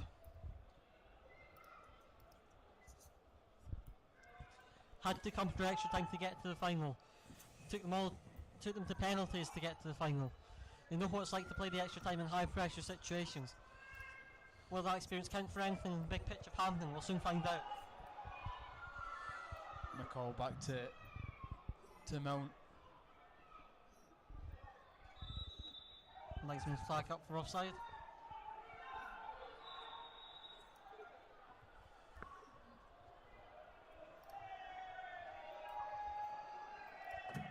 Sarcastic cheers from the crowd for that booking. Crowd showing their thoughts on the time wasting that's been happening.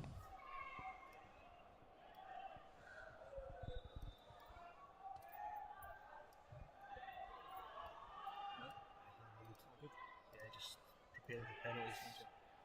Out for that. Tower Hearts throw. Oh, that's right. Yes, exactly. Did you get like a table on that? Aye.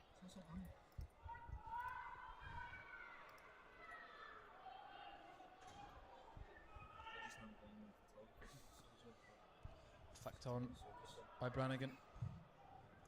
It's class, cheers, mate. Donaghy tries to bring it down, but What about in the tunnel? Quinn can come forward now.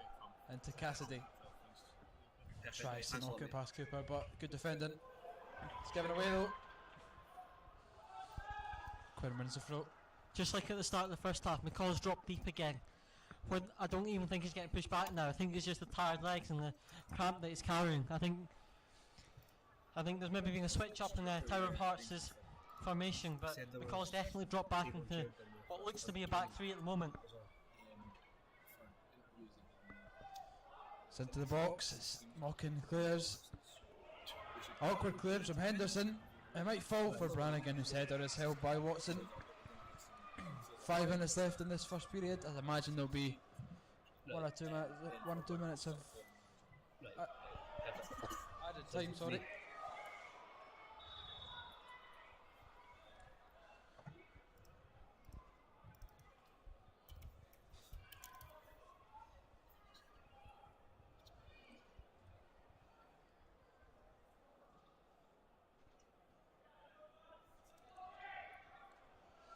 It's been a very stop-start game in extra time. Just tired legs, time wasting, just trying to get a breather at every opportunity that you can. But you would do if you'd played 90, 100 odd minutes in this big pitch and after hard days at work or whatever.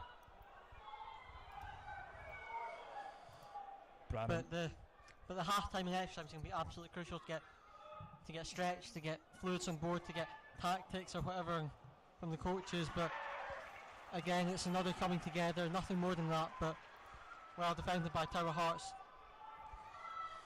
Number 20 in Collins.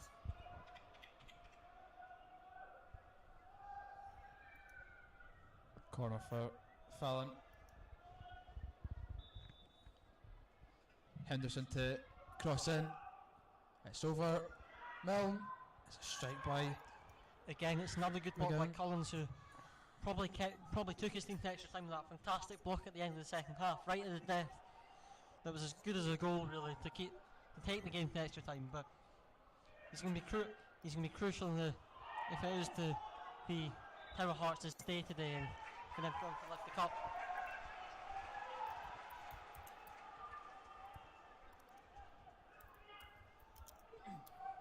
Another corner for Fallin.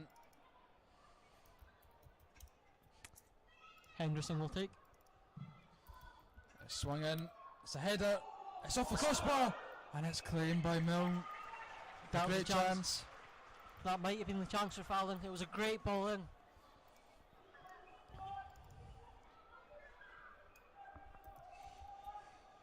great ball in, and Donaghy managed to get a free header just in the 6-yard box. It's now Tower Hearts' turn to come forward. Boyle into Brannigan. Tries to knock it past Brannan and wins the throw.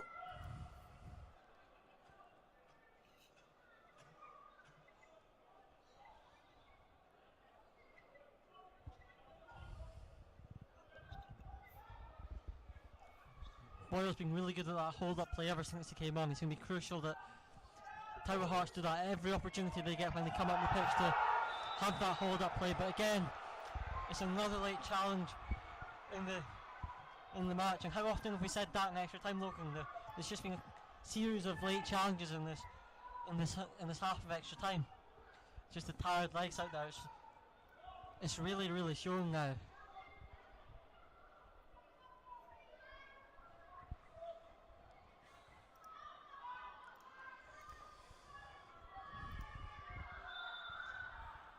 Watson will take the free kick. Late challenge from Imre. Good play from the referee there. Waited to see if the advantage was on and was able to play, but obviously not, and it's been resulted in a free kick. And she's now having a word with Imre in that late challenge.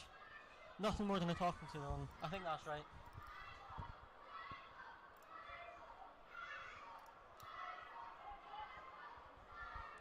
Crowd showing what they think, singing diver towards the defender. However, I think that's unfair.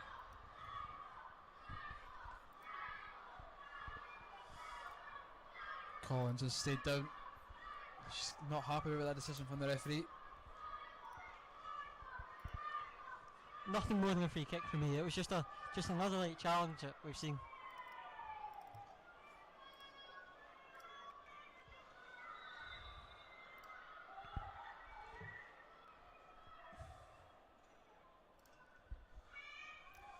Wilson will take. Headed on.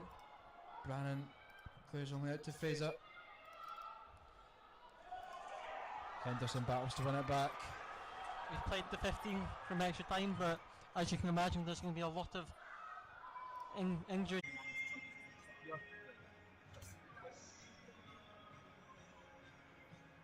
That shit off the ball because I didn't want you to think they take it personally because they're just talking shit. I've got told anyway, so my voice is. They're just talking shit. Just doing it.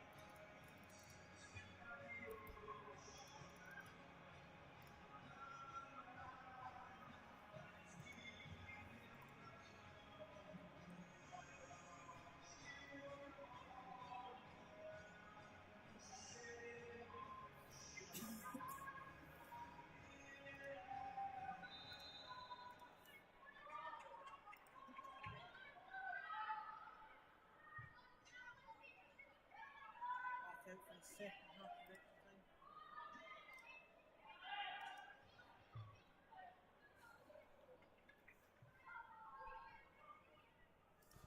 Second half of extra time is now underway. 15 minutes for each team to get a winner, otherwise we've got penalties here at Hampden.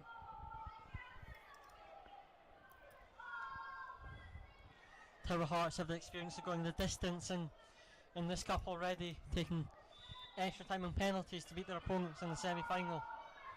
However, they only won 2-1 in penalties, which says a lot about the goalkeeper Milne, who saved 4 penalties in the shootout. However, it also says a lot about the attackers who didn't manage to convert the penalties. Only 2 out of the 5 managed to convert the penalties. Will that have an impact to play? Will we get to penalties? We'll find out in these final 15 minutes, but it's going to be a tired second half of extra time for these players.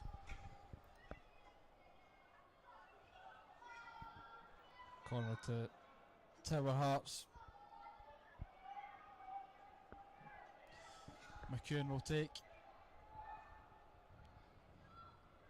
McEwen swings in. Good, decent ball in, but Watson manages to gather.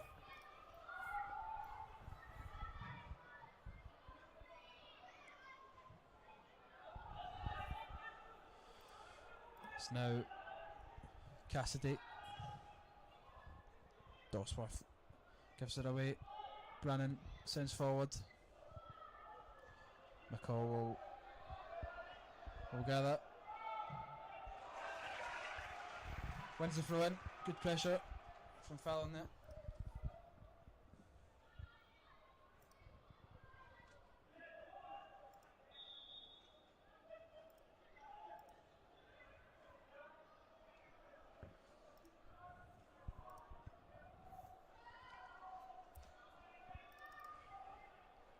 Cutting with the throw. It's won by Brown. I tell you what, Logan, it'll be interesting to see what the coaching staff said to the players at half time in the break there. Whether or not they should go for it, or whether they should hang on and chance their luck at penalties, because we all know that penalties is a lottery, especially at amateur level, when you can't analyse videos of previous penalties from takers. It is just flip of a coin in a lottery at this stage, but who knows? We'll always see a winner in the final 13 minutes of this extra time period. It's now with Weir. Henderson. Out to the left for McGuckin. Into Weir. Weir wins a free kick. I think it was a handball given there. Dangerous position for Fallin. Is a good area for Henderson and the set piece taker. However, from the free kicks that we've seen so far in the match from Fallin, they've not taken advantage of them. They've not hit the target. They've not tested the keeper really. This is a chance for them to do that, and maybe it might go in. Looks like Stuart Henderson is lining up the free kick.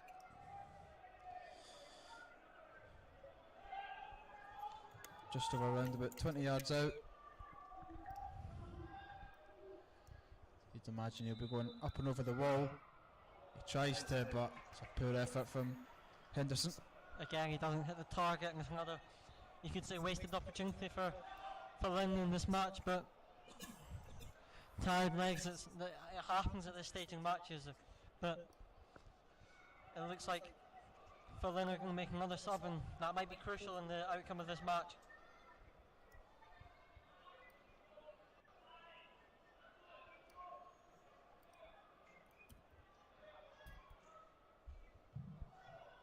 Sent long by Mount. Brannigan brings it down. Cassidy just too offside by the linesman there. As Fallin will now make a change as Sam McMeekin will be coming on.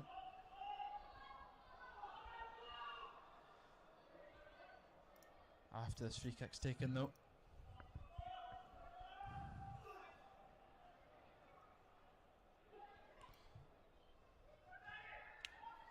Cassidy looking to get past his opponent, gives away a foul though. This will now make that change as Stuart Henderson will come off. McMeekin will replace him. Chance to be an Ole Gunnar Solskjaer, get the winning goal in the cup final for your team. However, those fresh legs could be absolutely crucial in the last 10 minutes of the match.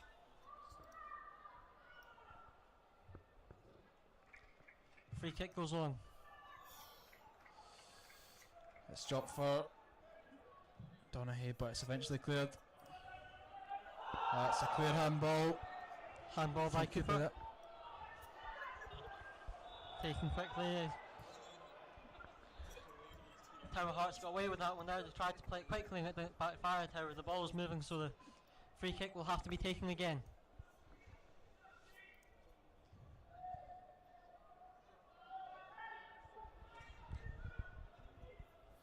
McCall will take.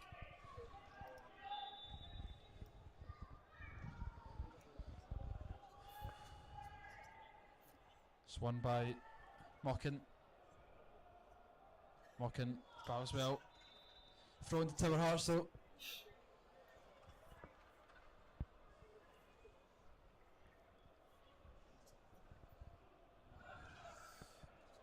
Needs options. Nobody's making an option as of yet. Nobody seems to be shown. Nobody wants to take that chance at the moment, but players are now going towards him. It's thrown inside. It's back to Dosworth. Boyle. Headed clear. Dosworth heads into the air. It's Again, brilliant the from just played. brilliant for Quinn there. It's a brilliant challenge from Cooper. Corner Out for for the Tower corner. Hearts. Can someone tower above the defence and get their head in the ball?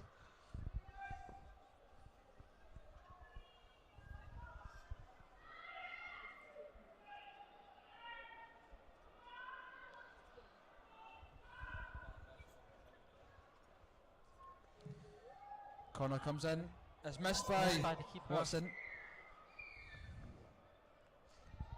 Watson got lucky there that there was nobody taking that chance and making that run to the back post like we saw Scott McTominay did against Israel at that end, but luckily for Watson nobody was there to capitalise on his error.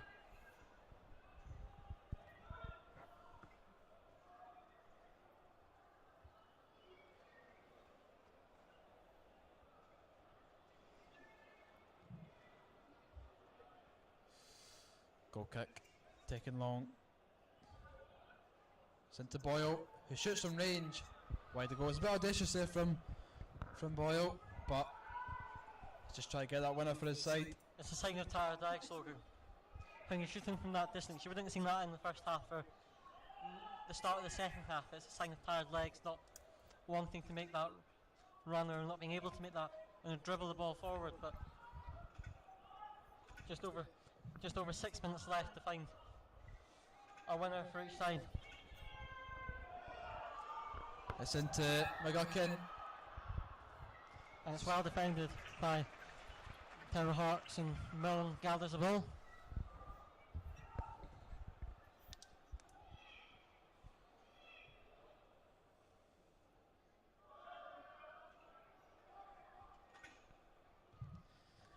Sent long by Watson.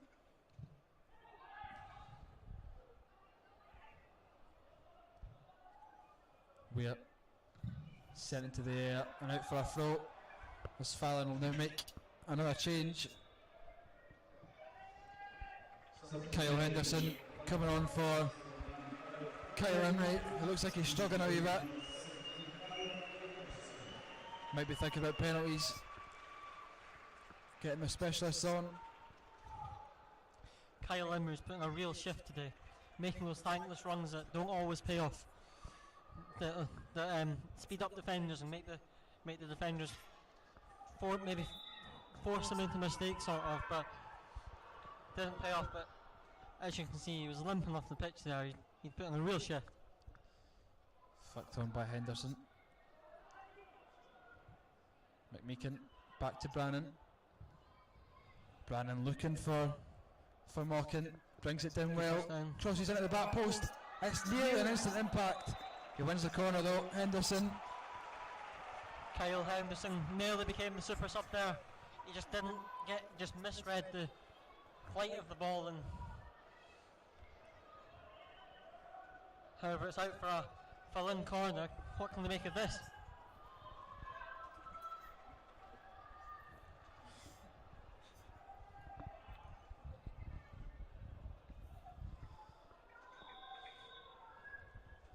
Play stopped by the referee. She's gone over to speak to players in the box.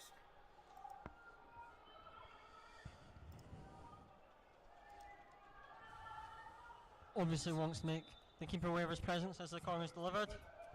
Swung in, it's headed clear. However, it's well defended by Tower Hearts again. He's dealt well with these sort of situations with the corners, but they'll have to do it again as it's another corner to Fallin, who are having all the play in the closing stages of the second half of extra time. Tower Hearts just need to defend this corner well, like they've done throughout the majority of the match. And however, all it takes is one lapse of concentration from a defender for that opening to come. Swung in as the corner headed on. It's to Brown. To make Meekin into Brannan. It's cleared. As he's caught late there by Brannan. Stays down. Fallin come forward. It's back now with the captain Alistair Brown. Swung in. Mel manages to gather. Nobody got a flick onto the cross, and Mel managed to grasp the ball. Tower Hearts are finding it really difficult to get out of their own box at this current stage in the match. I think they're just trying to hold on for penalties at this stage. However, Mill has a chance to just get the ball up the pitch and relieve some of the pressure that they've been under for the past few minutes. But headed towards Fraser. Looking for a pass forward. It's nodded down. Could we see a shot? And it's just wide of goal. I think it was Greg McEwen with the strike. Nodded down brilliantly by Brannigan, but just wide of the post. Around 2 minutes left of normal time here at Hampden. Maybe a minute or two of added time, but looks like we're going to be headed to penalties. in all fairness, the second half of extra time has been a lot better in terms of flow and play. There's been a lot less stoppages, I think. McCall concedes a corner. It's going to be a corner despite McCall's best efforts to win a free kick for Tower Hearts, and have to deal with yet another corner in the closing stages of this match. They had to do it at the end of the normal time, but now they're having to do it at the end of extra time. Can they see it out like they did in normal time? It's another corner to Fallin.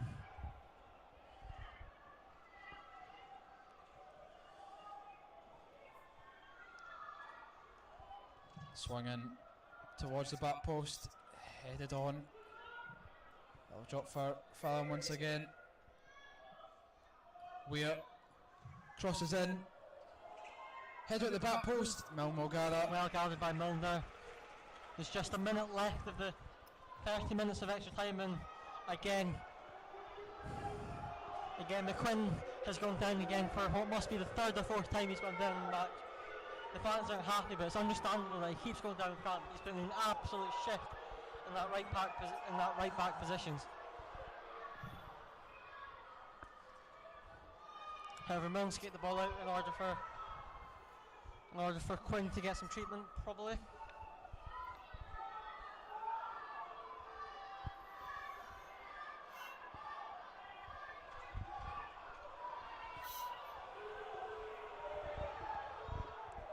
It's now Henderson. Crosses in. I think the linesman adjudged the ball to be out of play. That might just be that, though. It might be penalties that we're heading to. But down below us in the tunnel, Fallin players getting some treatment after coming off. They've all put in a massive shift, and it's been a credit to the clubs.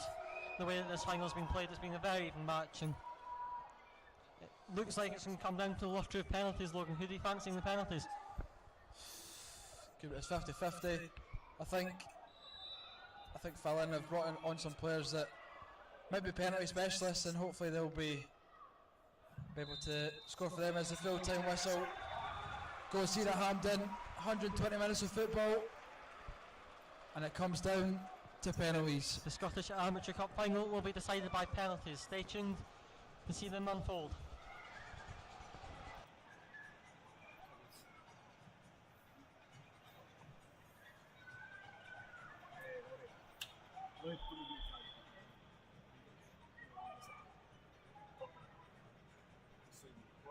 be like, Well, I'm just letting him because I can't miss him. I'm not saying you should say when they're like something like popular, I just because he's not seen it, I just know what you think. I don't want you fucking feel downhearted. No, I'm not. That's all.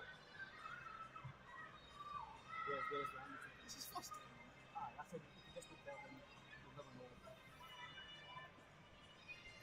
Right, penalty is fucking organised.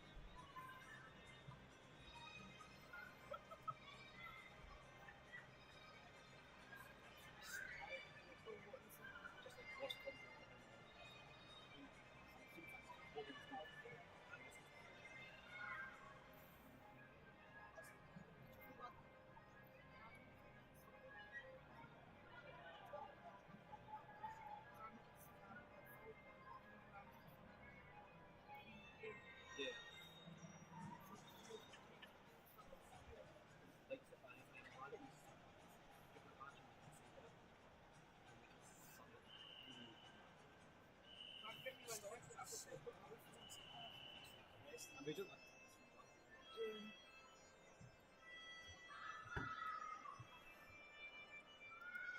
So what do we need to do? Go down to level 2 because I'll take one after the music show. Right.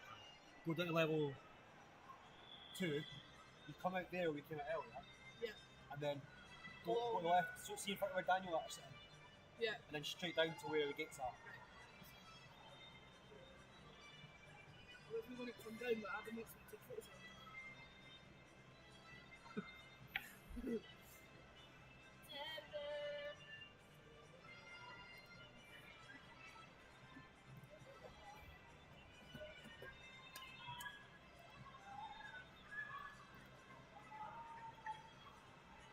Where's Tyler?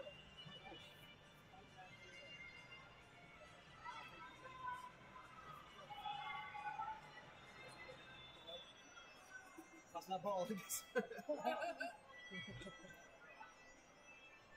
Sure.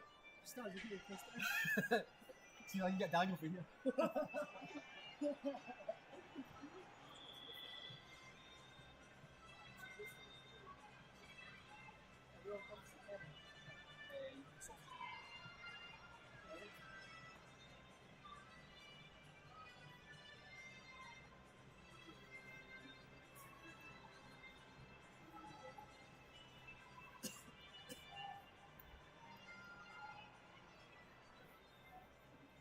Sure.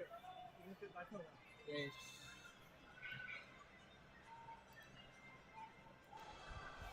It's now penalty kicks here at Hampden. 120 minutes, and it's all going to be decided by penalty kicks. Tower Hearts have already scored a penalty in the match. Step up first to take the penalties, and for me, that gives you the advantage. What do you think, Logan? We'll see Jamie Boyle stepping up for Tower Hearts, up against Michael Watson. Steps up and sends the keeper the wrong way. It's a good penalty. Showed no sign of yet nerves or anything. Advantage to Tower Hearts. Tower Hearts, who only scored 2 penalties in the semi-final victory, says a lot more about the keeper and how good he is in saving penalties. Will we see that in the final? We'll soon find out. It's now Fallin's turn.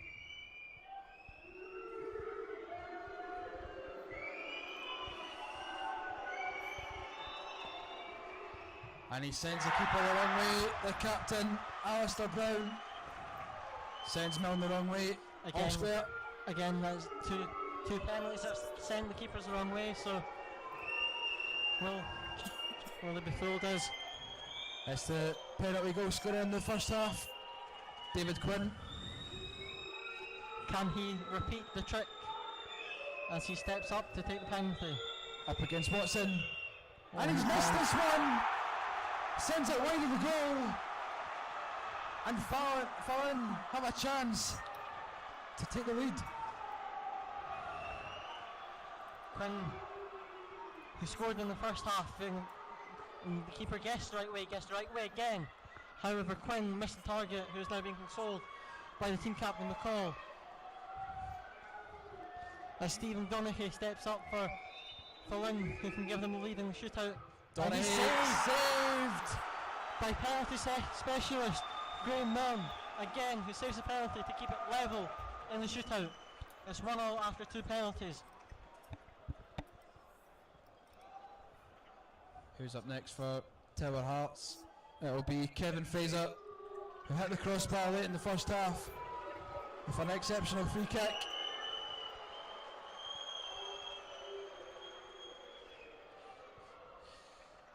One scored and one missed for each team so far. That will be Kevin Fraser, who sends the goal the wrong way. 2-1 to Tower Hearts. Good penalty.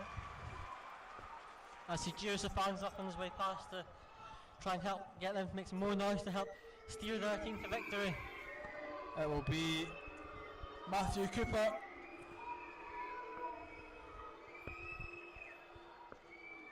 Cooper steps up and it's saved! Saved by Graham Milne, and it's advantage to Tower Hearts. The penalty specialist is certainly living up to his reputation in the cup final at Hampden. When the pressure's on, it looks like he's delivered so far. Will it continue as Colin Brannigan steps up? Brannigan, Watson. Ideally needs to save this penalty for Fallin. It's Brannigan, and he scores! 3-1 to Tower Hearts. The pressure is piled on Fallin as they have to score to stay in with a chance to win the Scottish Amateur Cup. It is now or never. Milne has a chance to put himself into Tower Hearts' folklore. Can Milne win it for Tower Hearts? Has to score for Fallin.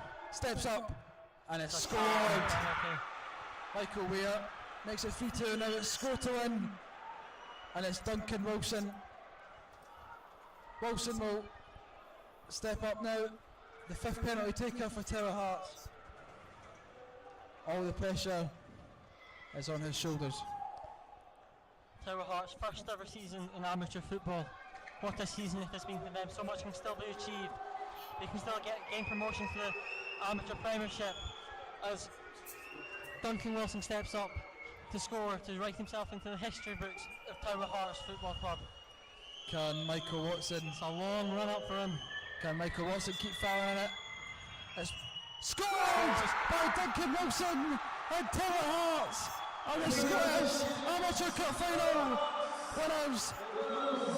Pitch invasions here at Hampden. Tower Hearts are your champions. In their first ever season of amateur football, Tower Heart have won the Amateur Scottish Cup. The championship team have beaten the premiership team. And the penalty specialist Graham Milne has to take all the credit for 2 saves in the final and 4 saves.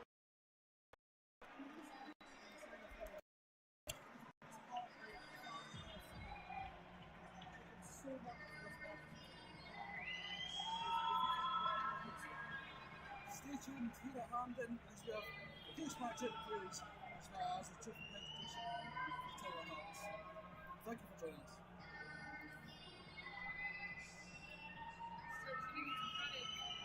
Yeah, just first shot.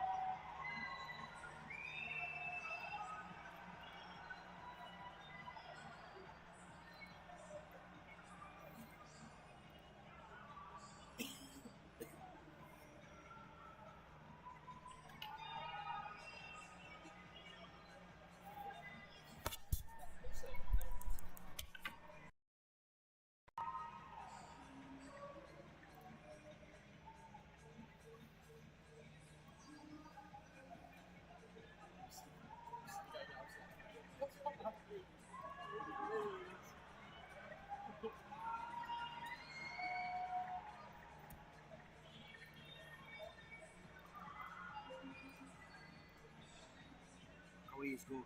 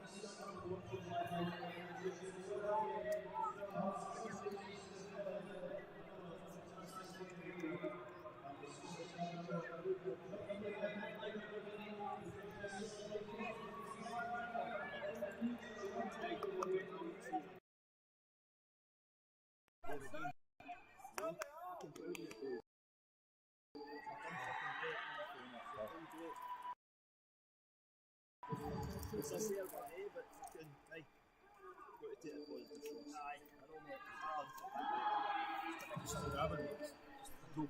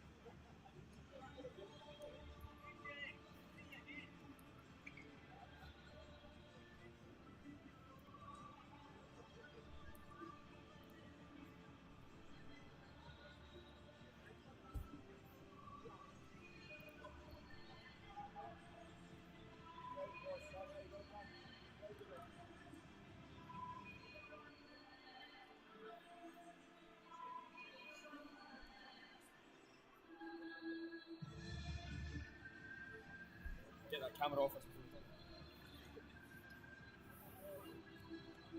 I'm not goals scoring man. So we'll introduce you. Right? You introduce you, the whole you, and white. Okay. Okay.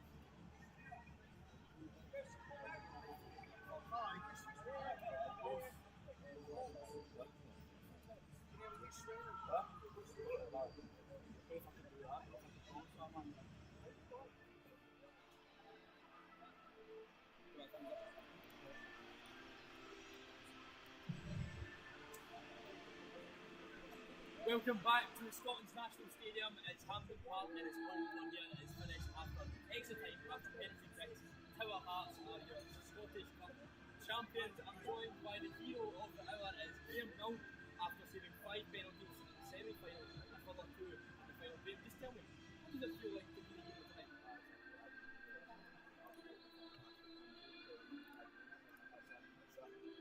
I always said the same point as your game, of course, that's how 7 just 2 games into this competition. Did you do any homework on this team? It's just an app. Yeah. So what's all these guys? Not willing to give away any tips at all. No chance. And of course, this must be an amazing achievement for yourself and all the boys. Where does this rank in the achievements of your career thus far? It's top draw, man. It's right up there. Top, absolute top. It's alright. Definitely desperate. National Stadium, win the Scottish Cup, man. Can't be top.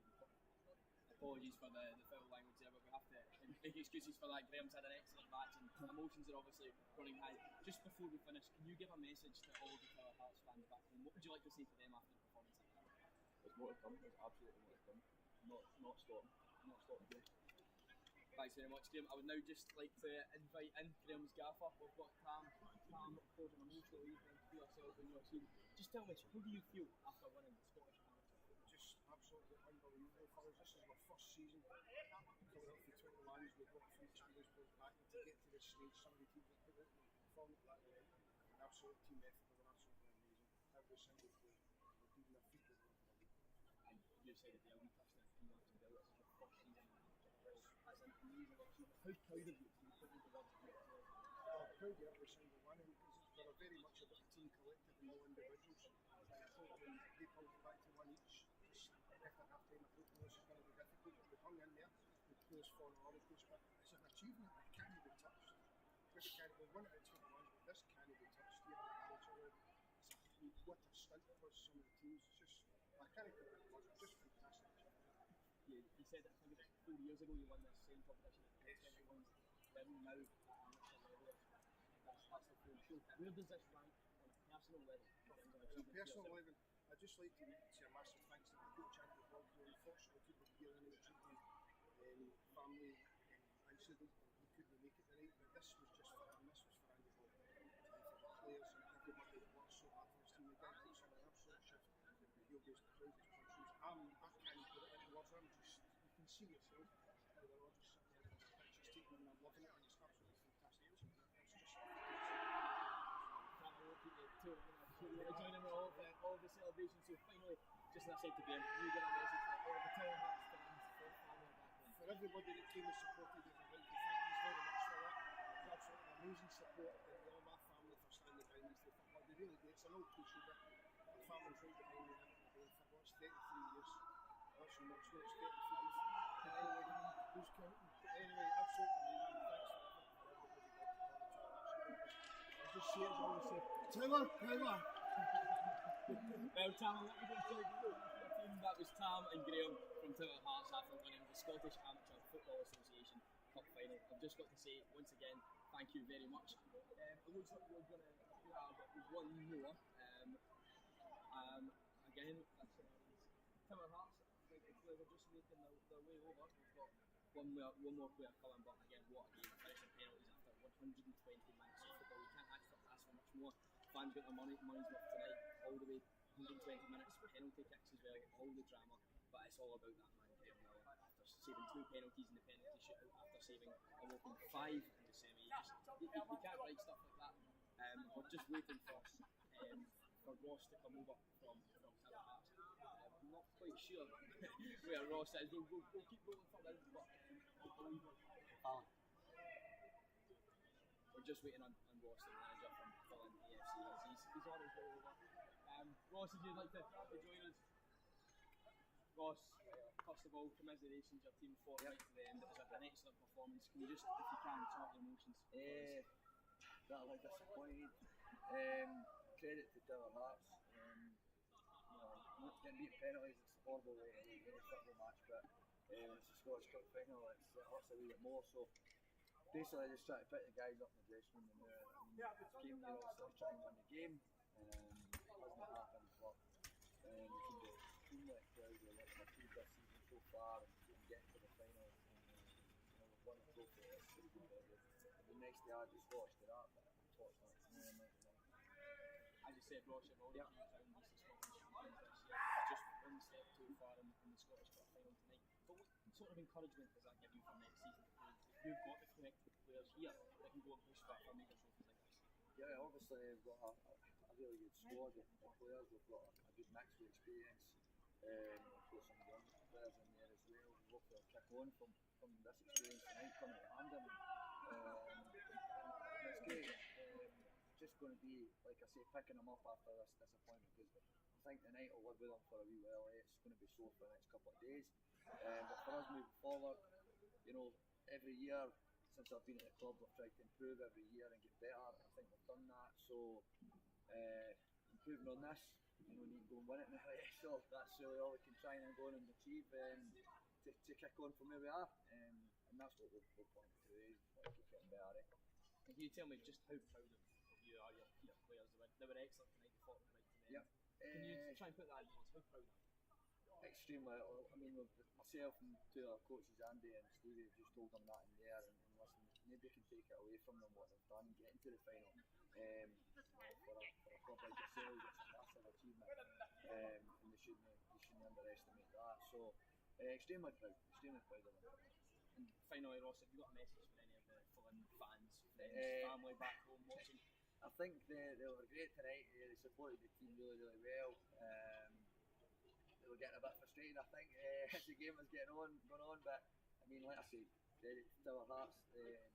Frustrated us, and all the best to them. Hope they enjoy that night. It's just unfortunately we're fun.